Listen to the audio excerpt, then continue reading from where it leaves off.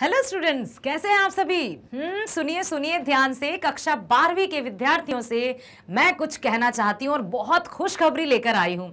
आप बताइए, क्या आप मेरे साथ रहेंगे? बिल्कुल।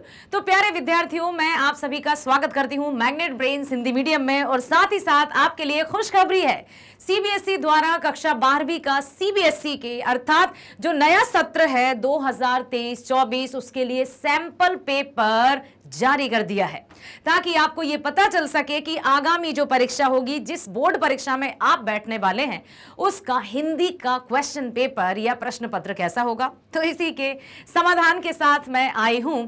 कक्षा 12वीं हिंदी इलेक्टिव की हम बात कर रहे हैं, ऐच्छिक की हम बात कर रहे हैं, जिसका कोड है 002 CBSE sample question paper solution 2023-24। ठीक है, अब ये आपके लिए एक बहुत ही स्वर्णिम अवसर है, जिसको आप ध्यान से देखिएगा, ताकि आगे आने वाली परीक्षा में किसी तरह का कोई भी भ्रम या डाउट नहीं रहेगा।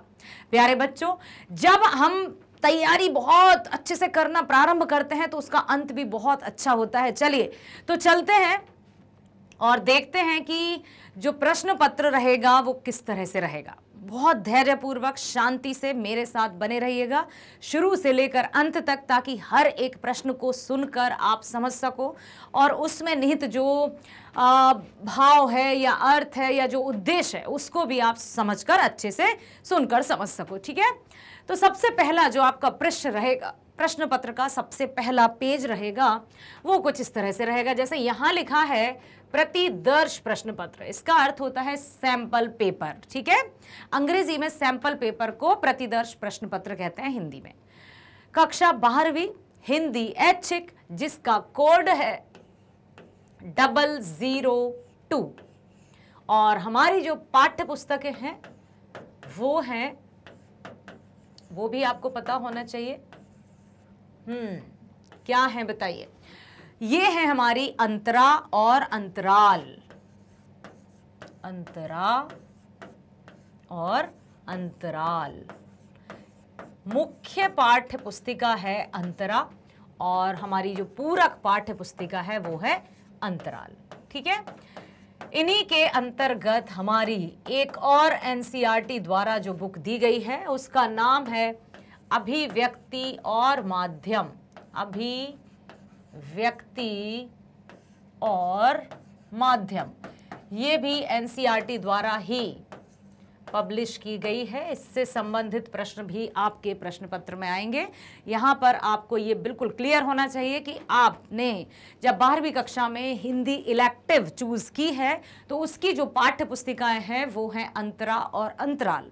साथ ही साथ अभिव्यक्ति और माध्यम दोनों कोर्सेज के लिए समान बुक है, चाहे हम बात करें हिंदी आधार की या हम बात करें हिंदी ऐच्छिक की, ये दोनों के लिए कॉमन है। और ये कक्षा 11वीं और 12वीं दोनों में ही चलती है। ठीक है, इतना क्लियर हुआ। आपकी पाठ्य पुस्तिका है, मुख्य पुस्तक है अंतरा, पूरक पाठ्य पुस्तिका है अंतराल, और इसी के अंतर्गत हमारे प्रश्न पूछे जाएंगे अभिव्यक्ति और माध्यम। तो यहाँ पर कक्षा 12वीं में हम देखते हैं कि कोई व्याकरण नामक अलग से कोई विषय नहीं होता है जिससे संबंधित कोई प्रश्न पूछे जाएं। ठीक है, अंतरा, अंतराल, अभिव्यक्ति और माध्यम, यही आपकी पुस्तकें हैं जिनसे संपूर्ण पेपर में जो प्रश्न आने वाले हैं वो इन्हीं से संबंधित आने वाले हैं। अब हम सबसे पहले बात करते हैं सामान्य निर्देश की, और ये देखते हैं कि निर्धारित समय है 3 घंटे, अधिकतम पूर्णांक है 80। 3 घंटे में 80 नंबर प्राप्त करना है आपको, और साथ ही साथ 15 मिनट का अतिरिक्त समय भी आपको दिया जाएगा। 15 मिनट का अतिरिक्त समय आपको प्रश्न पत्र को पढ़ने के लिए दिया जाएगा। तो वो 15 मिनट में आप बहुत आराम से हर एक प्रश्न को पढ़ना, आपको ये तो पता ही होगा। चलिए बता देती हूँ, प्रश्न पत्र में 40 नंबर के ऑब्जेक्टिव होंगे और 40 नंबर के सब्जेक्टिव होंगे। ठीक है, तो यहाँ पर जो भी प्रश्न आप पढ़ेंगे उन 15 मिनट्स में, तो अच्छे से फ्रेम कर लेना कि कौन सा प्रश्न आपको अटेम्प्ट करना है, किसी भी तरह से आपको छोड़ना नहीं है। आइए सामान्य निर्देश पढ़ते हैं, जो और आपको बहुत क्लियर कर देंगे कि प्रश्न पत्र किस तरह का है। इस प्रश्न पत्र में 2 खंड हैं। खंड आ में वस्तुपरक, बहुविकल्पी और खंड बा में वस्तुनिष्ठ या वर्णनात्मक प्रश्न दिए जाते हैं। ठीक है, अब यहां पर एमसीक्यूज और ये रहेंगे सब्जेक्टिव। तो दो खंड हैं, खंड आ और खंड बा। प्रश्न पत्र के दोनों खंडों में प्रश्नों की संख्या 14 है। कुल प्रश्न इसमें 14 है, प्रश्न पत्र में कुल प्रश्न 14 हैं और सब क्वेश्चंस तो अलग रहेंगे और सभी प्रश्न करना अनिवार्य है, कंपलसरी है। ठीक है, खंड आ में 40 वस्तुपरक प्रश्न पूछे गए हैं, सभी प्रश्नों के उत्तर देना अनिवार्य है। अब जो खंड आ है जो कि एमसीक्यूज रहेंगे, लेकिन एमसीक्यूज भी कैसे रहेंगे? अपठित गद्यांश रहेगा, अपठित काव्यांश रहेगा और इनमें 40 दिए जाएंगे तो 40 ही आपको करना है। ऐसा नहीं है कि 45 दिए हैं उनमें से 40 करना है। बहुत अच्छे से कीजिएगा ताकि आपको किसी तरह का कोई भी ऐसा ना हो। इसलिए मैं कह रही हूं कि पहले सामान्य निर्देशों पर बहुत ध्यान दीजिए। जब हम सामान्य निर्देश अच्छे से पढ़ लेंगे तो हमें प्रश्न पत्र समझ में आ जाएगा। अब हम चलते हैं खंड बा की तरफ। खंड आ में तो आप समझ गए ना, 40 वस्तुपरक प्रश्न है। खंड बा में वर्णनात्मक प्रश्न है। सभी प्रश्नों के साथ दिए गए उचित विकल्प का ध्यान रखते हुए सभी प्रश्नों के उत्तर दीजिए। ठीक है, खंड बा में वर्णनात्मक प्रश्न पूछे गए हैं, सभी प्रश्नों के साथ उचित विकल्प का ध्यान रखते हुए सभी प्रश्नों के उत्तर दीजिए। अब जो वर्णनात्मक प्रश्न है उनमें आंतरिक विकल्प दिए गए हैं, क्योंकि लिखा है ना बेटा कि सभी प्रश्नों के साथ दिए गए उचित विकल्प का ध्यान रखना है। अब प्रश्न दिए रहेंगे 3 और यदि हमने प्रश्न को ध्यान से नहीं पढ़ा तब फिर हम बाद में पछताएंगे। कैसा लिखा रहेगा? निम्नलिखित 3 प्रश्नों में से किन्हीं 2 प्रश्नों के उत्तर कीजिए। लेकिन हम यदि प्रश्न को नहीं पढ़ेंगे, हम तीनों के उत्तर लिखेंगे, समय भी जाएगा, हमारे उत्तर भी उतने अच्छे नहीं लिख पाएंगे हम जितने कि हम 2 उत्तर को लिख सकते हैं। इसलिए आंतरिक विकल्पों का विशेष ध्यान रखिएगा। प्रश्न को बहुत बहुत बहुत ध्यानपूर्वक पढ़िएगा ताकि किसी तरह से आपको कोई भ्रम ना रहे। यथासंभव सभी प्रश्नों के उत्तर क्रमानुसार लिखना है। ठीक है, सभी प्रश्नों के उत्तर क्रमानुसार दीजिए। खंड आ जो रहेगा उसके आप पहले कर लीजिए, खंड बा है उसके आप बाद में कर लीजिए। यदि आपको लगता है कि टिक द करेक्ट ही तो करना है तो हम ऐसा करते हैं, हम बाद में उसको कर लेंगे। तो सारा जो खंड आ है उसको आप लास्ट में, ऐसा नहीं कि खंड आ किया फिर खंड बा कर दिया, फिर खंड आ का क्वेश्चन किया, फिर खंड बा का कर दिया। इस तरह से करेंगे तो सब हौच पौच हो जाता है और बहुत ही नकारात्मक प्रभाव पड़ता है। इसलिए ये जो है आपका इंस्ट्रक्शन या निर्देश, इस पर ध्यान दीजिए कि यथासंभव सभी प्रश्नों के उत्तर क्रमानुसार लिखिए। जैसा है वैसा ही हमें करना है। अब ऐसा नहीं है कि हम पहला कर रहे हैं, चौथा करने लगे, छठवा कर दिया, फिर दूसरा कर रहे हैं। No, this is the wrong way. ठीक है ना, यही सही तरीका है हर एक को प्रश्न को सॉल्व करने का, प्रश्न पत्र को। तो कोशिश कीजिएगा यथासंभव आपको यही करना है कि हर एक प्रश्न को क्रमानुसार करना है। यदि ऐसे करेंगे तो चेकर्स जो रहते हैं उनका दिमाग थोड़ा अजीब सा हो जाता है, क्या किया है बच्चे ने।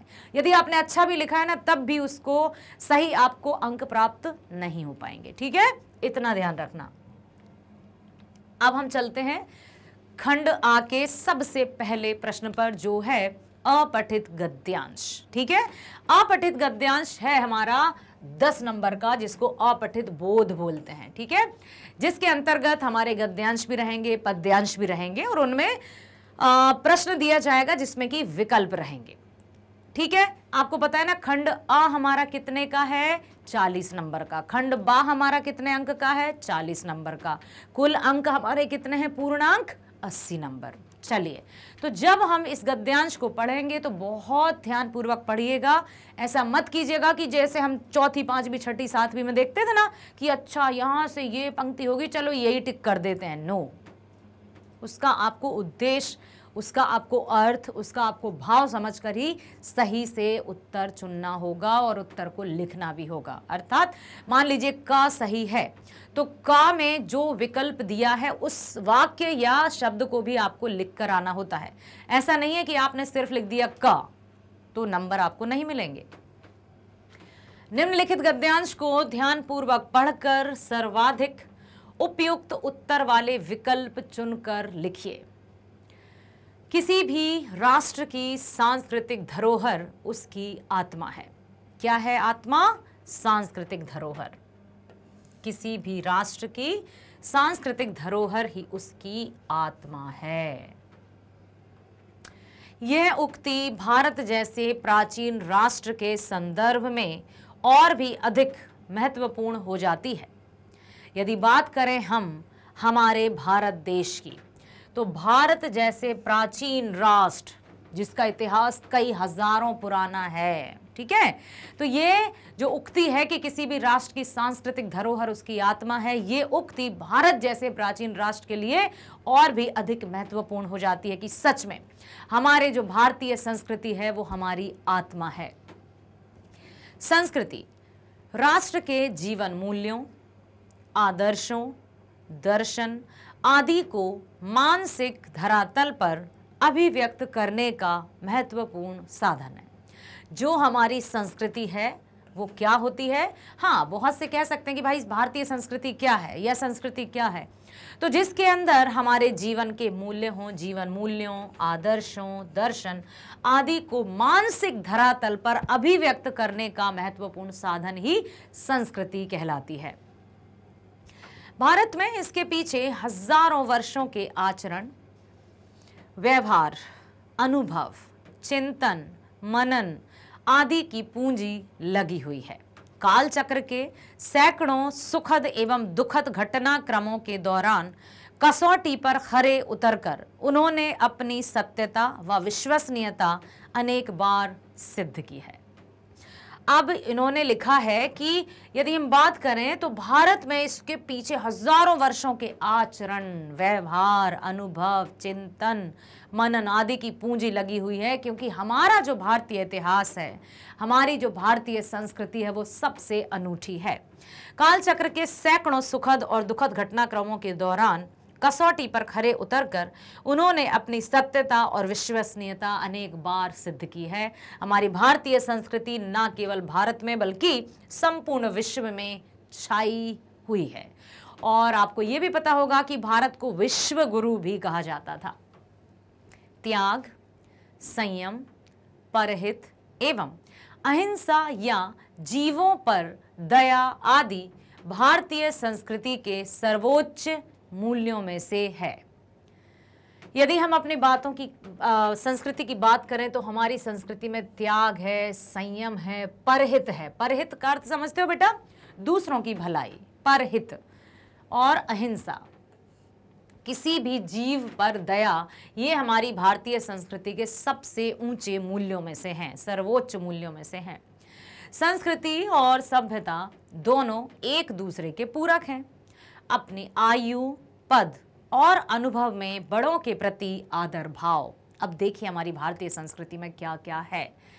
त्याग है, संयम है, परिहित है, अहिंसा है और सबके प्रति आदर सम्मान की भावना है। श्रद्धा और सम्मान की भावना ही संस्कृति की आत्मा है, उसकी पहचान है। संस्कृति और उसके आदर्श एवं मूल्य एक दिन में निर्मित नहीं होते, वे हजारों वर्षों की अनुभूतियों तथा सिद्धांतों के परिणाम होते हैं। इन आदर्शों व मूल्यों के आधार पर ही राष्ट्रीय संस्कृति निर्मित होती है। इसका निर्माण कार्य ही पर्याप्त नहीं, बल्कि उसका आचरण व्यवहारिक जिंदगी में सहज रूप से अभिव्यक्त होना, अर्थात उसका अंगीभाव हो जाना संस्कृति कहलाता है। अब संस्कृति जो है हमारी पहचान है और हमारी संस्कृति ही हमारी आत्मा कहलाती है, और हमें पता है कि हम आत्मा के बिना तो जीवित नहीं रह सकते। ठीक है, आइए अब हम देखते हैं और आगे। भारतीय संस्कृति का सर्वोच्च जो मूल है ना, वो त्याग है। त्याग, स्वयं से पहले दूसरों के हित की चिंता। यह मूल्य हमें पाश्चात्य संस्कृति तथा साम्यवादी संस्कृति की भोगवादी वृत्ति से दूर रखता है। इनकी इस भोगवादी संस्कृति ने आज संपूर्ण मानव जाति को विनाश की कगार पर पहुंचा दिया है, और इसी प्रवृत्ति ने मनुष्य और प्रकृति के बीच एक खाई पैदा कर दी है। भारतीय संस्कृति सर्वसमावेशक है, जीव मात्र में ईश्वरीय सत्ता की अनुभूति करने वाली है। अब देखिए, भारतीय संस्कृति जो है ना सर्व समावेशक है, मतलब सब में समाई है, चाहे वो जीव जंतु पेड़ पौधे, सब में भारतीय संस्कृति सर्व समावेशक है। जीव मात्र में ईश्वरीय सत्ता की अनुभूति करने वाली है। हर एक जीव में हम परमात्मा का वास पाते हैं, हर एक आत्मा में परमात्मा का निवास होता है। ये हमारी भारतीय संस्कृति में है। भारतीय संस्कृति अपने सुखों के लिए दूसरों को नष्ट करने की बर्बरता नहीं रखती। कभी भी हमारी भारतीय संस्कृति में स्वयं के सुख को पहले स्थान नहीं दिया जाता। ऐसा नहीं है कि स्वयं का सुख हमें प्राप्त हो जाए, दूसरों को जो हो, दुख हो या पीड़ा हो, ऐसा कभी नहीं है। तो भारतीय संस्कृति अपने सुखों के लिए दूसरों को नष्ट करने की बर्बरता नहीं रखती। ऐसा नहीं है कि हमें अपने आप को सुखी रखना है, या हमें ये चाहिए दूसरे को हम कष्ट पहुंचा दें और हम विजेता बन जाएं। तो ऐसी हमारी कभी भी भावना नहीं रही। भारतीय संस्कृति में विश्वास करने वाले लोग राजा से भी अधिक उस सन्यासी को समावृत करते हैं जो विश्व कल्याण के लिए संयम नियम का पालन करते हुए अपना सर्व स्वार्पण करते हैं। अब हमारी भारतीय संस्कृति में इस तरह के विश्वास करने वाले लोग हैं जो राजा से भी अधिक, मतलब हमें पूंजी सत्ता धन दौलत से ज्यादा लगाव नहीं है। हम सिर्फ धन संपत्ति या उसकी तरफ झुक नहीं जाते हैं। हमें जहां दिखता है कि कहीं सत्संगति है, त्याग है, समर्पण है, तो हम उसकी ओर अधिक झुकते हैं। ठीक है, तो यहां पर इसलिए ये लिखा है कि भारतीय संस्कृति में विश्वास करने वाले लोग राजा से भी अधिक उस सन्यासी को समावृत करते हैं, जिसमें मान लीजिए राजा तो सत्ताधारी होता है, अपनी सत्ता जमाता है, लेकिन एक सन्यासी जो रहता है, एक सत्पुरुष जो रहता है, वो लोकहित के लिए अपना जीवन पूरी तरह से समर्पित कर देता है। तो हम राजा की ओर ज्यादा नहीं झुकेंगे, हम उस सन्यासी की तरफ झुकेंगे जो सबके लिए अपने मन में परोपकार की भावना रखता है। ठीक है, समझ में आया? अब देखते हैं कि इसमें किस तरह के प्रश्न पूछे जाते हैं। भारत में आचरण, व्यवहार, अनुभव, चिंतन और मनन आदि की पूंजी लगी हुई है। पंक्ति से आशय है, भारत में आचरण, व्यवहार, अनुभव, चिंतन और मनन आदि की पूंजी लगी हुई है। पंक्ति से आशय क्या है? का दिया है जीवन मूल्यों का महत्व, खा है ईश्वरीय सत्ता का योगदान, गा है राष्ट्रीय संस्कृति की चेतना, या फिर घा त्याग का उदात्त रूप। प्रश्न को ध्यान से पढ़ेंगे तो आपने जो गद्यांश अभी पढ़ा सुना, उसमें आपको तुरंत आप यहां से उत्तर समझ जाएंगे कि कौन सा सही होना चाहिए। जैसे भारत में आचरण, व्यवहार, अनुभव, चिंतन और मनन आदि की पूंजी लगी हुई है, इससे क्या है? क्या जीवन मूल्यों का महत्व बताया है, या ईश्वरीय सत्ता का योगदान बताया है, राष्ट्रीय संस्कृति की चेतना है, या फिर त्याग का उदात्त रूप है? तो राष्ट्रीय संस्कृति की चेतना है ये। भारत में आचरण, व्यवहार, अनुभव, चिंतन, मनन आदि की पूंजी लगी हुई है। ये हमारी राष्ट्रीय संस्कृति की चेतना ही तो है, जिसके बलबूते पर हम इस तरह से अपना जीवन व्यतीत करते हैं। अगला है, पाश्चात्य संस्कृति तथा साम्यवादी संस्कृति की भोगवादी वृत्ति से बचाव होता है कैसे? यदि हम बात करें पाश्चात्य संस्कृति, समझते हो बेटा, वेस्टर्न कल्चर, वेस्टर्न कल्चर की हम बात करें, वेस्टर्न कल्चर, ठीक है, जिसमें किस तरह की रीति रिवाज या कुछ ऐसी बातें शामिल होती हैं जो हमारे भारत में कदापि नहीं अपनाई जाती। लेकिन आज हम देख रहे हैं कि किसी ना किसी तरह से हमारी जो युवा पीढ़ी है वो पाश्चात्य संस्कृति की ओर या फिर वेस्टर्न कल्चर की ओर ज़्यादा रुख ले रही है। खान पान, वेशभूषा, सब कुछ उसको लगता है कि विदेशी सभ्यता ही हमें मॉडर्न बनाती है, या आधुनिकता या मॉडर्नाइजेशन का अर्थ है वेस्टर्न कल्चर को अपनाना। तो ये पूर्ण रूप से तो सही नहीं है। हाँ, ये हम मानते हैं कि हमारी सोच को हमें मॉडर्न करना है, सोच को हमें आधुनिक बनाना है, लेकिन हम ये ना भूलें कि हमारी भारतीय संस्कृति जो है वो बड़ों का सम्मान करना सिखाती है। ठीक है, तो पाश्चात्य संस्कृति तथा साम्यवादी संस्कृति की भोगवादी वृत्ति से बचाव होता है। कैसे होगा? क्या संयम से, अहिंसा से, मूल्यों से या चिंतन से? तो मूल्यों से ही हमें इन बातों का ध्यान रखना होगा। हमारी जो मोरल वैल्यूज रहती हैं, जो नैतिक मूल्य रहते हैं, उन्हें हमें अपने मन और मस्तिष्क में बसा के रखना होगा। अगला प्रश्न है, संस्कृति और सभ्यता एक दूसरे के पूरक हैं क्योंकि पहला है, सभ्यता के भीतर ही संस्कृति का विकास। संस्कृति और सभ्यता एक दूसरे के पूरक हैं क्योंकि सभ्यता के भीतर ही संस्कृति का विकास। सांस्कृतिक निर्धारक तत्व ही सभ्यता को परिभाषित करते हैं। सभ्यता और संस्कृति का प्रभाव एक दूसरे पर पड़ता है, या फिर सभ्यता उन्नति है और संस्कृति उदात्तता। तो संस्कृति और सभ्यता एक दूसरे के पूरक हैं। क्यों? कैसे हैं संस्कृति और सभ्यता एक दूसरे के पूरक? बताइए। क्या सभ्यता के भीतर ही संस्कृति का विकास होता है, या फिर सांस्कृतिक निर्धारक तत्व ही सभ्यता को परिभाषित करते हैं, या फिर सभ्यता और संस्कृति का प्रभाव एक दूसरे पर पड़ता है? तो यहां पर होगा, सभ्यता के भीतर ही संस्कृति का विकास होता है। जब सभ्यता होगी तभी संस्कृति होगी। ठीक है, अगला, भारतीय संस्कृति पाश्चात्य संस्कृति से किन अर्थों में भिन्न है? बहुत महत्वपूर्ण प्रश्न है और मैं चाहती हूं कि इसका सही जवाब आप लोग दें। भारतीय संस्कृति पाश्चात्य संस्कृति से किन अर्थों में भिन्न है? किन अर्थों में? पहला दिया है, भोगवाद से मुक्त होने के कारण। क्या भारतीय संस्कृति, भोगवाद समझते हो आप? भोग, विलास, ऐशो आराम। क्या भोगवाद से मुक्त होने के कारण भारतीय संस्कृति पाश्चात्य संस्कृति से अलग है, या फिर भोगवाद से युक्त होने के कारण? तो ये तो बिल्कुल नहीं है। उदारता के कारण या स्वार्थ भावना के कारण? तो सबसे सही जवाब है यही, भोगवाद से मुक्त होने के कारण हमारी जो भारतीय संस्कृति है वो पाश्चात्य संस्कृति से भिन्न है। भोगवाद के अंतर्गत क्या आती हैं? भौतिक वस्तुएं, सुख, सुविधाएं, मन को आसक्त करने वाली या कहें कि नकारात्मक विचार, ये सब भोग विलास, जिसको कहते हैं ना, भोग विलास में डूबे रहना, कर्म के प्रति विमुख होना। भोग विलासिता, भोगवाद उसी को कहते हैं जहां पर व्यक्ति कर्म के प्रति पूरी तरह से समर्पित ना हो पाए, अपनी इंद्रियों पर खुद नियंत्रण ना रख पाए। तो हमारा जो भारत है, जो भारतीय संस्कृति है, वो भोगवाद से मुक्त है। इसीलिए हम पाश्चात्य संस्कृति से अपने आप को बिल्कुल भिन्न मानते हैं, क्योंकि वहां सिर्फ भोग विलासिता ही है। अब हम चलते हैं आगे।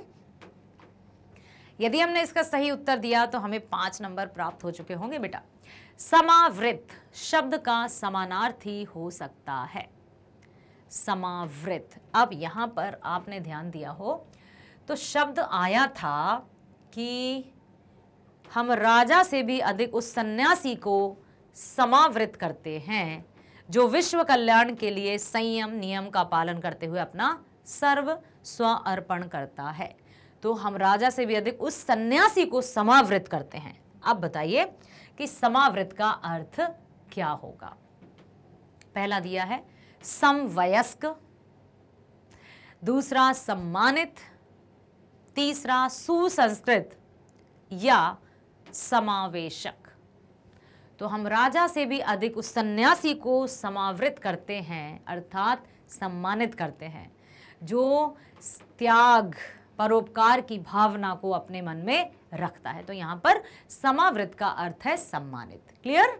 चलो, छठवां प्रश्न है, मनुष्य और प्रकृति के बीच खाई पैदा करने के महत्वपूर्ण कारक हैं। अब मनुष्य और प्रकृति के बीच खाई, खाई मतलब समझ रहे हो ना, खाई होना मतलब बीच में गैप होना। क्या है जो मनुष्य और प्रकृति के बीच खाई पैदा कर रहा है? क्या पहला कारण दिया है आधुनिकता ही वो खाई है? क्या भोगवादी दृष्टिकोण, अभी भोगवादी की बात हुई ना, जिससे भोग विलास, या देखो, यदि हम कहें कि पूरी तरह से भौतिक सुख सुविधाओं में लीन, ठीक, सुविधाओं में लीन, या यूं कहें कर्म के प्रति विमुख, कर्म से विमुख, नकारात्मक सोच, नकारात्मक विचारधारा, ठीक है, विचारधारा क्या कुछ इस तरह का है? क्या हमारा मनुष्य और प्रकृति के बीच खाई पैदा करने का सबसे बड़ा कारण भौतिक सुख सुविधाएं हैं या भोगवादी दृष्टिकोण है, या फिर आधुनिकता जिसमें हम कहते हैं कि मॉडर्नाइजेशन, क्या इसको नई पीढ़ी समझती है कि यही आधुनिकता है, या फिर प्रकृति के प्रति उदासीनता है या लालची स्वभाव है? क्या कारण है कि हम मनुष्य और प्रकृति के बीच में खाई पैदा हो गई है? क्या प्रकृति के प्रति उदासीनता या लालची स्वभाव? तो सबसे सही इसका कारण है भोगवादी दृष्टिकोण। मनुष्य हर प्रकार की सुख सुविधाएं चाहता ही चाहता है। वो चाहता है कि मैं पूरी तरह से, मतलब डिपेंडेंट हो चुका है वो किसका? दूसरों पर निर्भर होने का, या यूं कहें कि वो पूरी तरह से ये चाहता है कि किसी भी तरह वो काम ना करे या फिर ऐशो आराम में डूबा रहे, भोग विलास में डूबा रहे। तो भोगवादी दृष्टिकोण ही सबसे बड़ा कारण है प्रकृति और मनुष्य के बीच में खाई पैदा करने का। अब आया है 7वां प्रश्न। संस्कृति के मूल में समाहित है। कथन पढ़कर सही विकल्प का चयन कीजिए। अच्छे से देखिएगा। कथन है, पहला, एक राष्ट्र की आत्मा, दूसरा जीवन मूल्यों दर्शन का आईना, तीसरा पाश्चात्य जगत की भोगवादी संस्कृति, और चौथा आधारभूत तत्वों का अवमूल्यन। विकल्प हैं कथन 1 और 4 सही है, दूसरा है कथन 1 और 2 सही है, तीसरा है कथन 1, 2, 3, 4 सभी सही हैं, या फिर कथन 1 और 3 सही है। अब फिर से देखिए, संस्कृति के मूल में समाहित है क्या? एक राष्ट्र की आत्मा, जीवन मूल्यों दर्शन का आईना, पाश्चात्य जगत की भोगवादी संस्कृति। नहीं, ये बिल्कुल नहीं है। तीसरा जहां आ रहा होगा उसको आप कट कर दो। तीसरा इसमें आ रहा है और इसमें आ रहा है, तो इसको तो आप हटा ही दो। आधारभूत तत्वों का अवमूल्यन, चौथा भी नहीं होना चाहिए। तो मुझे लगता है कि कथन खा ही सही है, क्योंकि इसमें है पहला और दूसरा, क्योंकि हमारी जो संस्कृति के मूल में समाहित है एक राष्ट्र की आत्मा और साथ ही साथ जीवन मूल्यों दर्शन का आईना।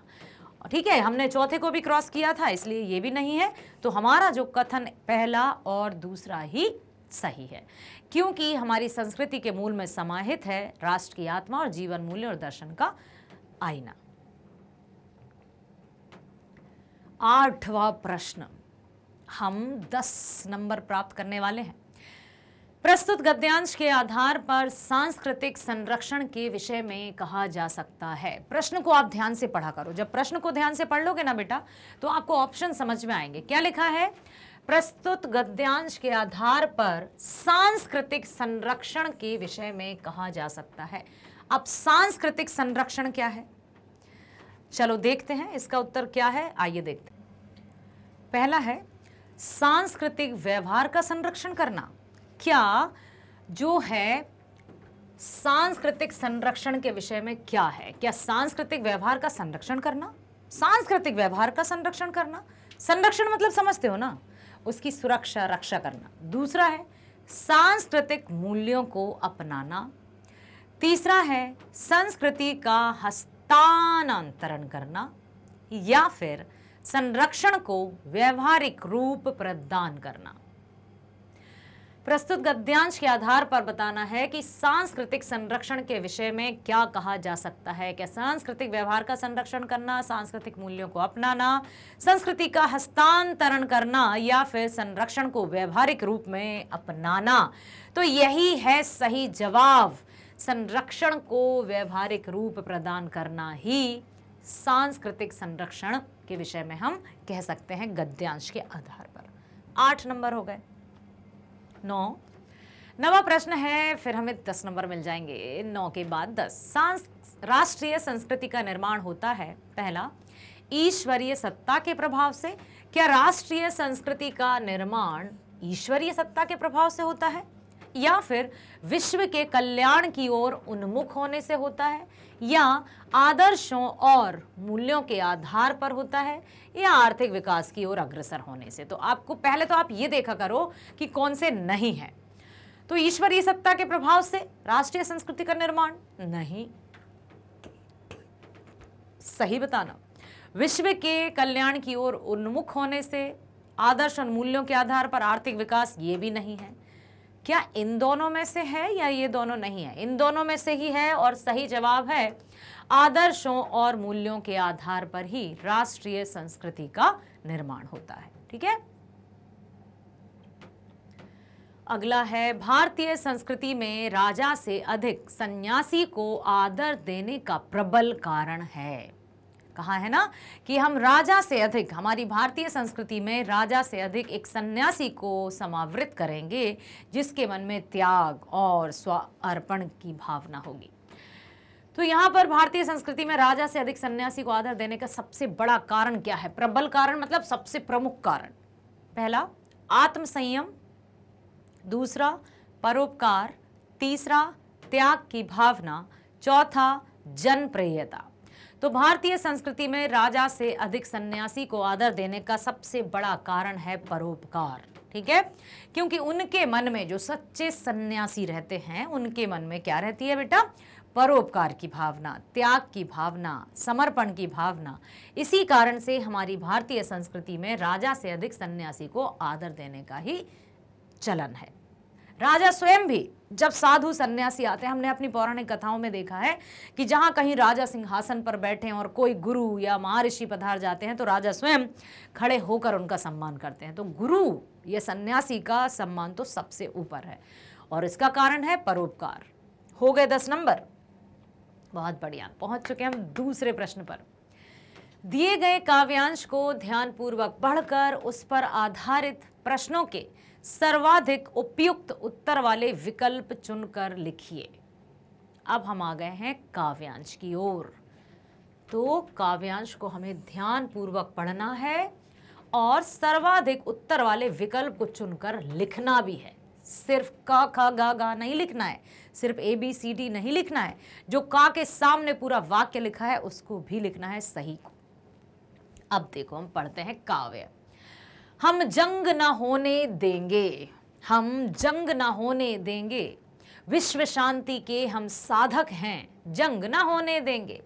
कभी न खेतों में फिर खूनी खाद फलेगी, खलिहानों में नहीं मौत की फसल खिलेगी। आसमान फिर कभी न अंगारे उकलेगा, एटम से नागासाकी फिर नहीं जलेगी। युद्ध विहीन विश्व का सपना भंग न होने देंगे, जंग न होने देंगे। वो अच्छे विचार हैं। कवि ने बहुत ही सुंदर विचारों के साथ इसकी रचना की है कि हम विश्व शांति के साधक हैं। हम नहीं चाहते हैं कि किसी प्रकार की जंग हो। हथियारों के ढेरों पर जिनका है डेरा, हथियारों के ढेरों पर जिनका है डेरा, मुंह में शांति बगल में बम, धोखे का फेरा। कफन बेचने वालों से कह दो चिल्लाकर, दुनिया जान गई है उनका असली चेहरा। कफन बेचने वालों से कह दो चिल्लाकर, दुनिया जान गई है उनका असली चेहरा। कामयाब हो उनकी चालें, ढंग न होने देंगे, जंग न होने देंगे। हमें चाहिए शांति, जिंदगी हमको प्यारी, हमें चाहिए शांति, सृजन की है तैयारी। सृजन का अर्थ होता है निर्माण। ठीक है, हमने छेड़ी जंग भूख से, बीमारी से, आगे आकर हाथ बटाए दुनिया सारी। हरी भरी धरती को खूनी रंग न लेने देंगे, जंग न होने देंगे। सच में बहुत ही प्रेरणादायक कविता यहाँ पर है आपके काव्यांश में। अब देखते हैं कि आप इन से संबंधित जो प्रश्न हैं प्रश्न पत्र में, उनके जवाब कैसे देंगे। पहला है, इस कविता के केंद्रीय भाव हेतु दिए गए कथनों को पढ़कर उचित विकल्प का चयन कीजिए। कथन है, ठीक है, केंद्रीय भाव मतलब कि सबसे प्रमुख बात किस पर आधारित है ये कविता, क्या है इसका केंद्रीय भाव। पहला, आंतरिक वैमनस्य को विस्मृत करना, अर्थात जो आंतरिक वैमनस्य मतलब अंदर की जो वैमनस्यता है, मतलब जिसमें मनुष्यता की भावना नहीं है, उसको भूल जाना, या दूसरों की जो आपसी बैर द्वेष है उसको भूल जाना। विस्मृत करना मतलब भूल जाना। दूसरा दिया है विश्व शांति के मार्ग पर अग्रसर होना। तीसरा है युद्ध की नई तकनीकों पर विचार करना। चौथा, एटम बम से ऐतिहासिक परचम लहराना। बिल्कुल गलत गलत गलत गलत, ये भी गलत, ये भी गलत। विश्व शांति के मार्ग पर और आंतरिक वैमनस्य को विस्मृत करना। तो अब हम देखते हैं इसके कारण। अब यहाँ पर हमने दो को तो बिल्कुल गलत कर दिया है। कौन कौन से दो थे वो? तीसरा और चौथा। तो इसका हम ये अनुमान लगा सकते हैं कि जो भी विकल्प हैं उनमें यदि तीसरा चौथा कहीं है तो हम उसको हटा देंगे। ऐसा। तो कथन 1 और 2 सही है, कथन 1, 2, 3, 4 सही है, कथन 1 और 4 सही है, कथन 1 और 3 सही है।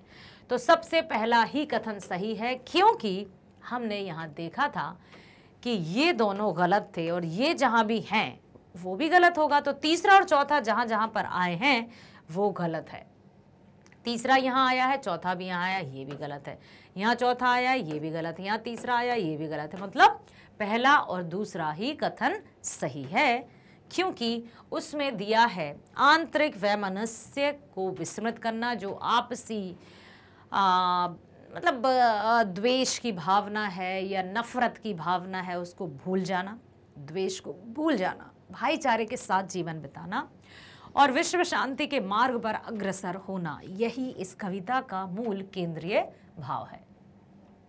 अगला है खलिहानों में नहीं मौत की फसल खिलेगी। प्रस्तुत पंक्ति में मौत की फसल से क्या तात्पर्य है?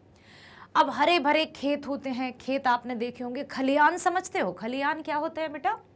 जहाँ पर खेतों की फसल काट कर रखी जाती है, बड़े बड़े से मैदान होते हैं खलिहान, जहाँ पर फसल को काट कर रखी जाती है और वहीं पर फसल अच्छे से तैयार की जाती है, अर्थात अन्न रूप में, अनाज रूप में फिर घरों में लाई जाती है या उसका विक्रय किया जाता है।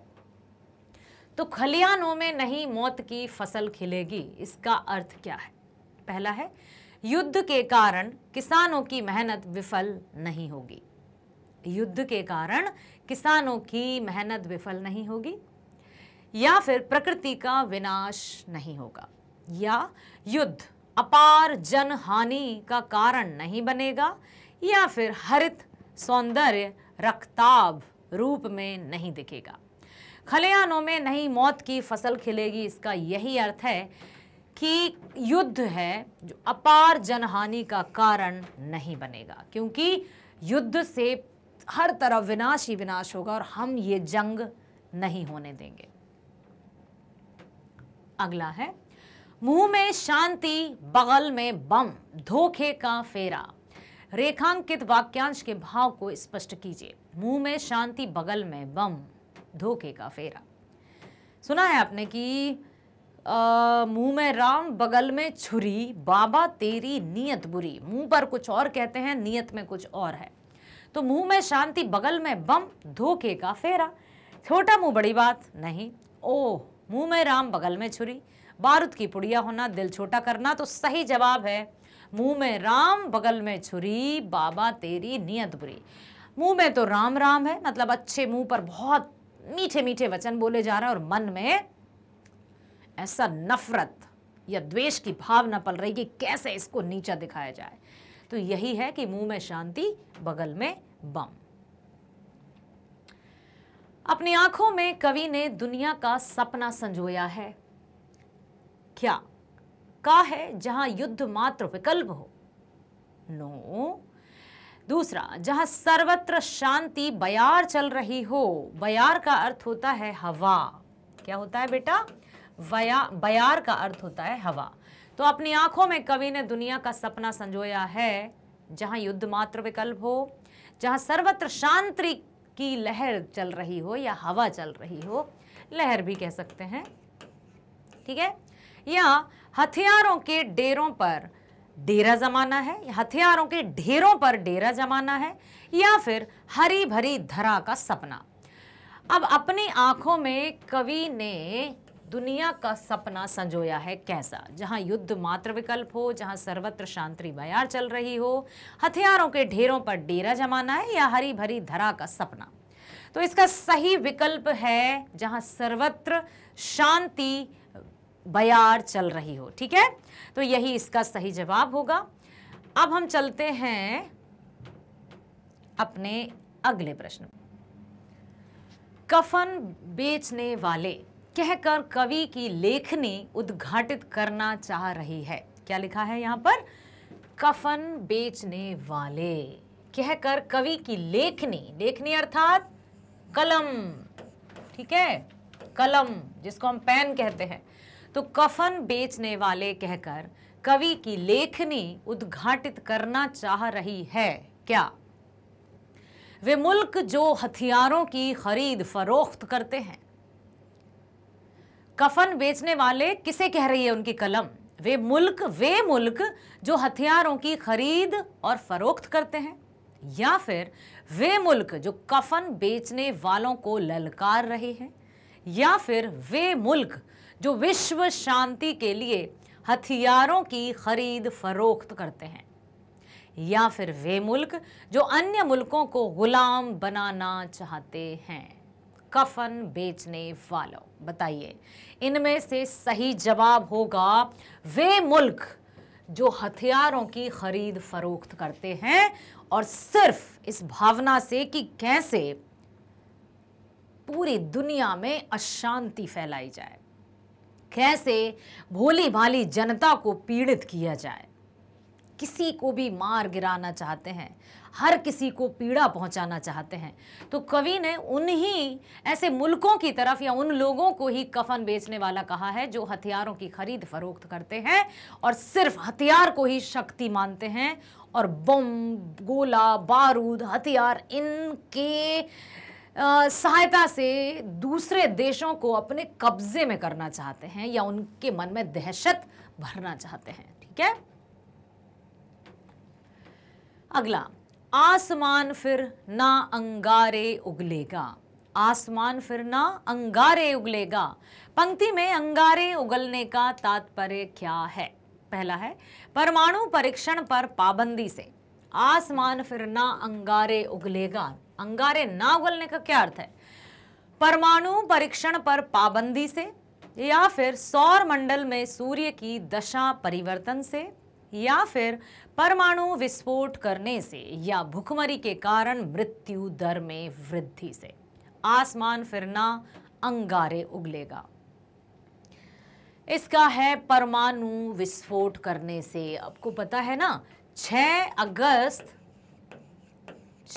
अगस्त सन 1945 की वो दुर्घटना, जब अमेरिका द्वारा जापान के हिरोशिमा नामक जो शहर है नागासाकी पर कैसा परमाणु बम विस्फोट हुआ था।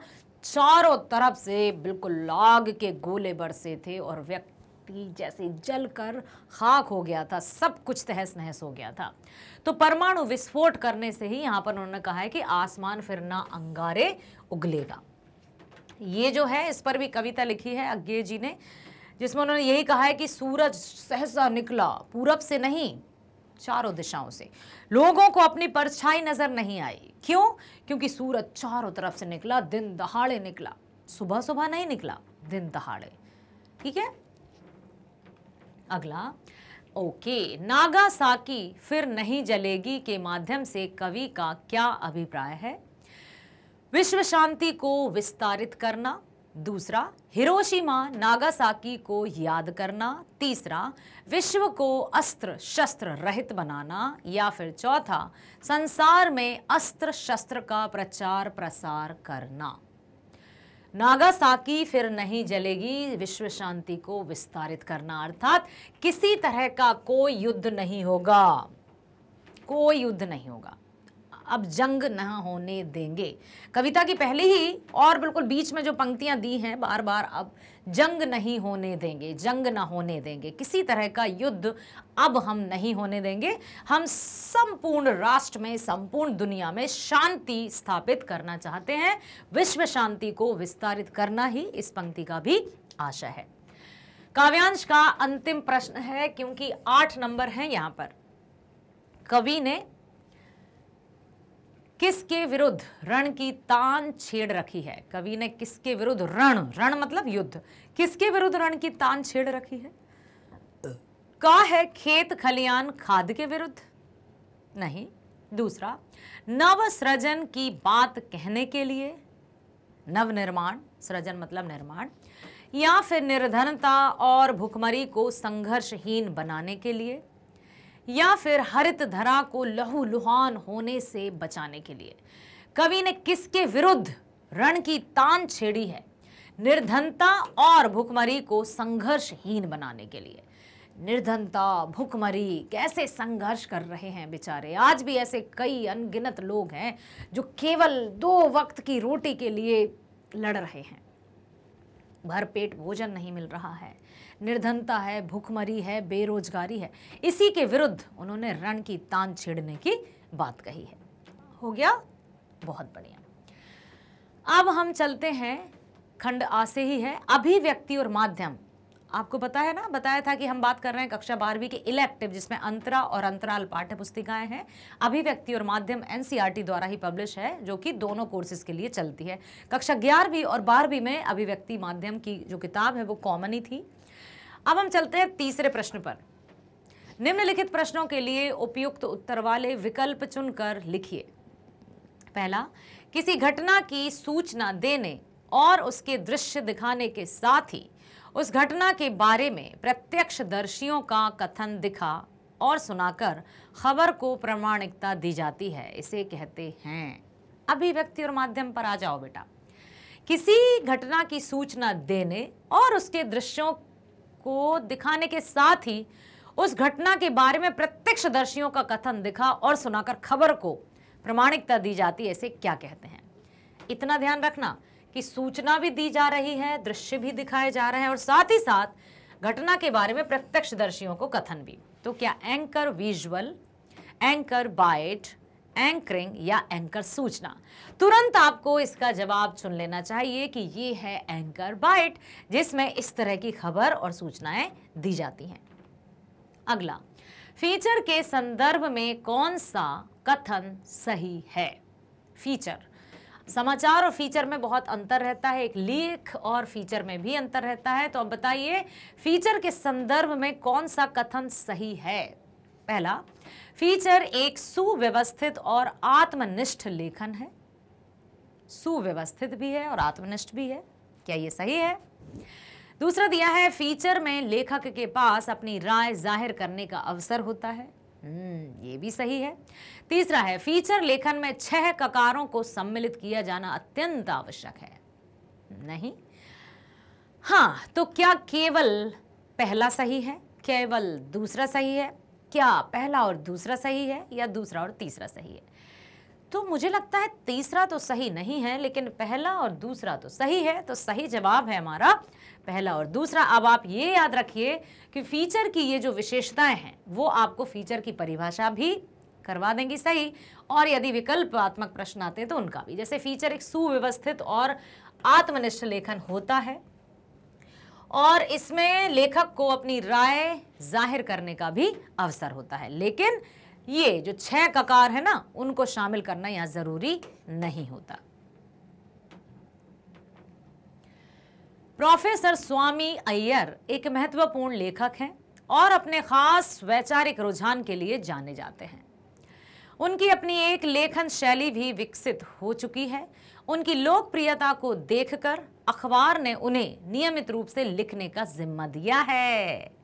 इस जानकारी के आधार पर वे लिखते होंगे। आहा, क्या आपने अभिव्यक्ति और माध्यम में देखा है कि एक ऐसा पोर्शन अर्थात एक ऐसा हिस्सा हो या एक ऐसा भाग होता है समाचार पत्र में जो किसी विशेष लेखक के लिए होता है कि आप यहाँ पर अपनी रचनाएं नियमित रूप से दे सकते हैं, लेकिन किस लेखक को? जो प्रसिद्धि प्राप्त कर चुके हैं। तभी तो यहाँ लिखा है कि प्रोफेसर स्वामी अय्यर एक महत्वपूर्ण लेखक है और अपने खास वैचारिक रुझान के लिए जाने जाते हैं, प्रसिद्ध हैं। तभी तो समाचार पत्र ने क्या कहा उन्हें? क्या आप खोजी रिपोर्ट, क्या आप स्तंभ, संपादकीय, प्रतिवेदन। तो इसको कहा जाता है स्तंभ, ठीक है। ऐसे खास रचनाकार, ऐसे प्रसिद्ध रचनाकार जिन्हें प्रसिद्धि प्राप्त हो चुकी है, जिनकी शैली विकसित हो चुकी है, लोकप्रियता, जब उनकी लोकप्रियता को अखबार द्वारा देखा जाता है तो नियमित रूप से उन्हें एक जिम्मा दे दिया जाता है कि अब आप ये यहाँ पर हमेशा लिखेंगे। तो इसको स्तंभ लेखन कहा जाता है, याद रखिएगा। अब है अगला, भुगतान के आधार पर अलग अलग समाचार पत्रों एवं संगठनों में लिखने वाले पत्रकारों को कहते हैं। जैसे भुगतान के आधार पर अलग अलग समाचार पत्रों एवं संगठनों में लिखने वाले पत्रकारों को क्या कहते हैं? भुगतान के आधार पर, कि आपने ये लिखा है, आपको इतना वेतन दे दिया है। फ्रीलांसर पत्रकार, अल्पकालिक पत्रकार, अंशकालिक पत्रकार या पूर्णकालिक पत्रकार, तो इसको कहते हैं फ्रीलांसर, कि सिर्फ भुगतान के आधार पर अलग अलग समाचार पत्र, जैसे आपका हमें सही लगा है कुछ लेख हमने ले लिया, जब हम दूसरे, ऐसा नहीं है कि हम सिर्फ उसी समाचार पत्र के साथ बंध गए। किसी भी समाचार पत्र के पास जाएंगे, हम अपना राइटअप देंगे और जो हमें अधिक भुगतान देगा हम उसको अपना राइटर सौंप देंगे, तो उसको फ्रीलांसर कहते हैं, ठीक है। अगला, अनामिका कुमार विशेषीकृत रिपोर्टिंग करने वाली रिपोर्टर हैं। इन्हें कहा जाएगा, पहला, संवाददाता, विशेष संवाददाता, उपसंपादक या विशेष विशेषज्ञ। ये लिखती हैं अनामिका कुमार, विशेषीकृत रिपोर्टिंग करने वाली एक रिपोर्टर हैं, तो ये विशेष संवाददाता ही कहलाएंगी, विषय विशेषज्ञ नहीं कहलाएंगे। वो विषय विशेषज्ञ बीट में आता है, ठीक है। यस, अब हम पहुंच चुके हैं पाठ्य पुस्तक अंतरा भाग 2 के अर्थात पठित काव्यांश पर। अपठित गद्यांश हमने देखे, अपठित काव्यांश हमने देखे, फिर हमने तीसरे प्रश्न में क्या देखा बेटा? हमने देखा अभिव्यक्ति और माध्यम का। अब हम चौथे प्रश्न पर पहुंच चुके हैं, जिसमें हमारी पाठ्य पुस्तक अंतरा का काव्य हम देखेंगे, फिर गद्य भी हम देखेंगे, उससे संबंधित प्रश्न भी हैं। निम्नलिखित काव्यांश को ध्यानपूर्वक पढ़िए और उचित विकल्प का चयन कीजिए। जो है वह खड़ा है, बिना किसी स्तंभ के, जो नहीं है उसे थामे है, राख की रोशनी के ऊंचे ऊंचे स्तंभ, आग के स्तंभ और पानी के स्तंभ, धुएं के, खुशबू के, आदमी के उठे हुए हाथों के स्तंभ, किसी अलक्षित सूर्य को देता हुआ अर्घ। शताब्दियों से इसी तरह गंगा के जल में अपनी एक टांग पर खड़ा है यह शहर, अपनी दूसरी टांग से बिल्कुल बेखबर। जो है वह खड़ा है। बनारस दिशा कविता है, आपकी पाठ्य पुस्तक की कविता है बनारस दिशा, ठीक है, जिसमें बहुत सुंदर तरीके से कवि ने बताया है कि बनारस शहर कितना अच्छा है। जो है वह खड़ा है, बिना किसी स्तंभ के, जो नहीं है उसे थामे। और पता है एक और बनारस की क्या खासियत है बेटा? बनारस की सबसे बड़ी खासियत है कि वहाँ के जो लोग हैं वो भाग दौड़ पर यकीन नहीं करते, वो आपाधापी होड़ में नहीं लगते, वो बहुत शांतिपूर्वक अपना जीवन व्यतीत करते हैं। कोई किसी की टांग नहीं खींचता, आराम से, बहुत सुकून से सारे कार्य करते हैं, सारे कार्यों को करते हैं। जो है वह खड़ा है, बिना किसी स्तंभ के, जो नहीं है उसे थामे है, राख और रोशनी के ऊंचे ऊंचे स्तंभ, आग के स्तंभ और पानी के स्तंभ, धुएं के, खुशबू के, आदमी के उठे हुए हाथों के स्तंभ, किसी अलक्षित सूर्य को देता हुआ अर्घ्य। शताब्दियों से इसी तरह गंगा के जल में अपनी एक टांग पर खड़ा है यह शहर, अपनी दूसरी टांग से बिल्कुल बेखबर। अर्थात यहाँ सबको पता है कि ये जो जीवन है ना, जीवन नश्वर है, नश्वर है। इसको सच समझने की कोशिश मत करना, क्योंकि यहाँ जितने भी मृत व्यक्ति रहते हैं उनके शवों को बहाया जाता है। सब लोग देखते हैं कि देखो ये कल जो यहाँ पर चल रहा था आज वो बह चुका है इस बनारस के गंगा जल में। कोई भी सच्चाई से बेखबर नहीं है और अन्य देशों की तरह या अन्य शहरों की तरह व्यक्ति सिर्फ भाग दौड़ में नहीं लगा है, सच्चाई से है उसको उसका सामना करता है वो कि हमारा जो जीवन है वो नश्वर है, अच्छे से शांतिपूर्वक जीवन व्यतीत करो। गंगा आरती में सभी बड़े अच्छे से शामिल होते हैं और शाम का जो दृश्य रहता है, संध्या का जो दृश्य रहता है वो अति मनमोहक रहता है। ठीक है, तो देखो अब हम चलते हैं प्रश्नों की ओर। जो है वह खड़ा है बिना किसी स्तंभ के, क्या है? दार्शनिकता, आध्यात्मिकता, धुएं की विशालता, पानी की पवित्रता। बिना किसी स्तंभ के आध्यात्मिकता, वह जो बिना सहारे के खड़ी है। स्पिरिचुअलिटी जिसको हम कहते हैं अंग्रेजी में, ठीक है, स्पिरिचुअलिटी, ठीक है, कि किस तरह से हम रहते हैं। और जब हमारे जीवन में या हम अपने मन में, अपनी आत्मा में ईश्वर को बसा लेते हैं तो हम में किसी भी तरह की कोई ये नहीं होता कि हम ये होगा या नहीं, हम निश्चिंत हो जाते हैं। कर्म और परमात्मा पर भरोसा, निश्चिंतता हमारे साथ। अपनी दूसरी टांग से बिल्कुल बेखबर पंक्ति का आशय है, पहला, आध्यात्मिकता से अनभिज्ञ होना, आधुनिकता से अनभिज्ञ होना, सांसारिकता से अनभिज्ञ होना या दार्शनिकता से अनभिज्ञ होना। अपनी दूसरी टांग से बिल्कुल बेखबर, एक टांग पर खड़ा हुआ है बनारस। अब एक टांग पर खड़ा होने का तात्पर्य क्या है? क्या आध्यात्मिकता से अनभिज्ञ है? बिल्कुल नहीं, आध्यात्मिकता तो उनके अंदर है। आधुनिकता से अनभिज्ञ है, ये हो सकता है। सांसारिकता से अनभिज्ञ है, दार्शनिकता से अनभिज्ञ है, तो इसका सही जवाब है आधुनिकता से अनभिज्ञ। जिसको लोग आधुनिकता कहते हैं, जिसको लोग मॉडर्नाइजेशन कहते हैं, जिसको सोचते हैं हमारा विकास हो रहा है, हम वेस्टर्न कल्चर या पाश्चात्य संस्कृति को अपनाएं, बनारस में ऐसा कुछ नहीं है। सब शांतिपूर्ण तरीके से अपना जीवन व्यतीत कर रहे हैं, बिना किसी लाग लपेट के, बिना किसी दिखावटी प्रवृत्ति के, बिल्कुल सत्य के साथ, सच्चाई के साथ वे अपना कार्य कर रहे हैं। ठीक है, उनमें किसी भी तरह की होड़ की भावना नहीं है। अगला, राख के स्तंभ से क्या अभिप्राय है? अभी अभी मैंने कुछ चर्चा की थी। पूजा पाठ की सामग्री के ढेर से, शवों के राख के ढेर से, मिट्टी के ढेर से या मुरझाए फूलों के ढेर से। अब राख के जो स्तंभ हैं, जीवन की नश्वरता को समझते हैं सब। उन्हें पता है कि ये कितने ही गंगा नदी में प्रवाहित कर देते हैं, असंख्य चिताएं जलती रहती हैं और जो राख के ढेर हैं स्तंभ का रूप ले लिया है। अर्थात हर दिन कई लोग मृत्यु को प्राप्त होते हैं। आज जिसको हमने अभी देखा कल उसका, या कल जिसको देखा था वो आज राख बन चुका है। तो वहां के लोग सच्चाई के साथ जीते हैं, इसलिए वो बाहर की आपाधापी होड़ हाड़ में बिल्कुल नहीं लगते हैं। उन्हें पता है कि जीवन नश्वर है और हम इस संसार में किस पल या किस क्षण इस संसार को छोड़कर चले जाएं हमें कुछ नहीं पता। तो राख का स्तंभ है शवों की राख के ढेर। ठीक है, अगला, आस्था, विरक्ति, विश्वास, आश्चर्य और भक्ति का मिला जुला रूप दिखाई देता है। किसमें?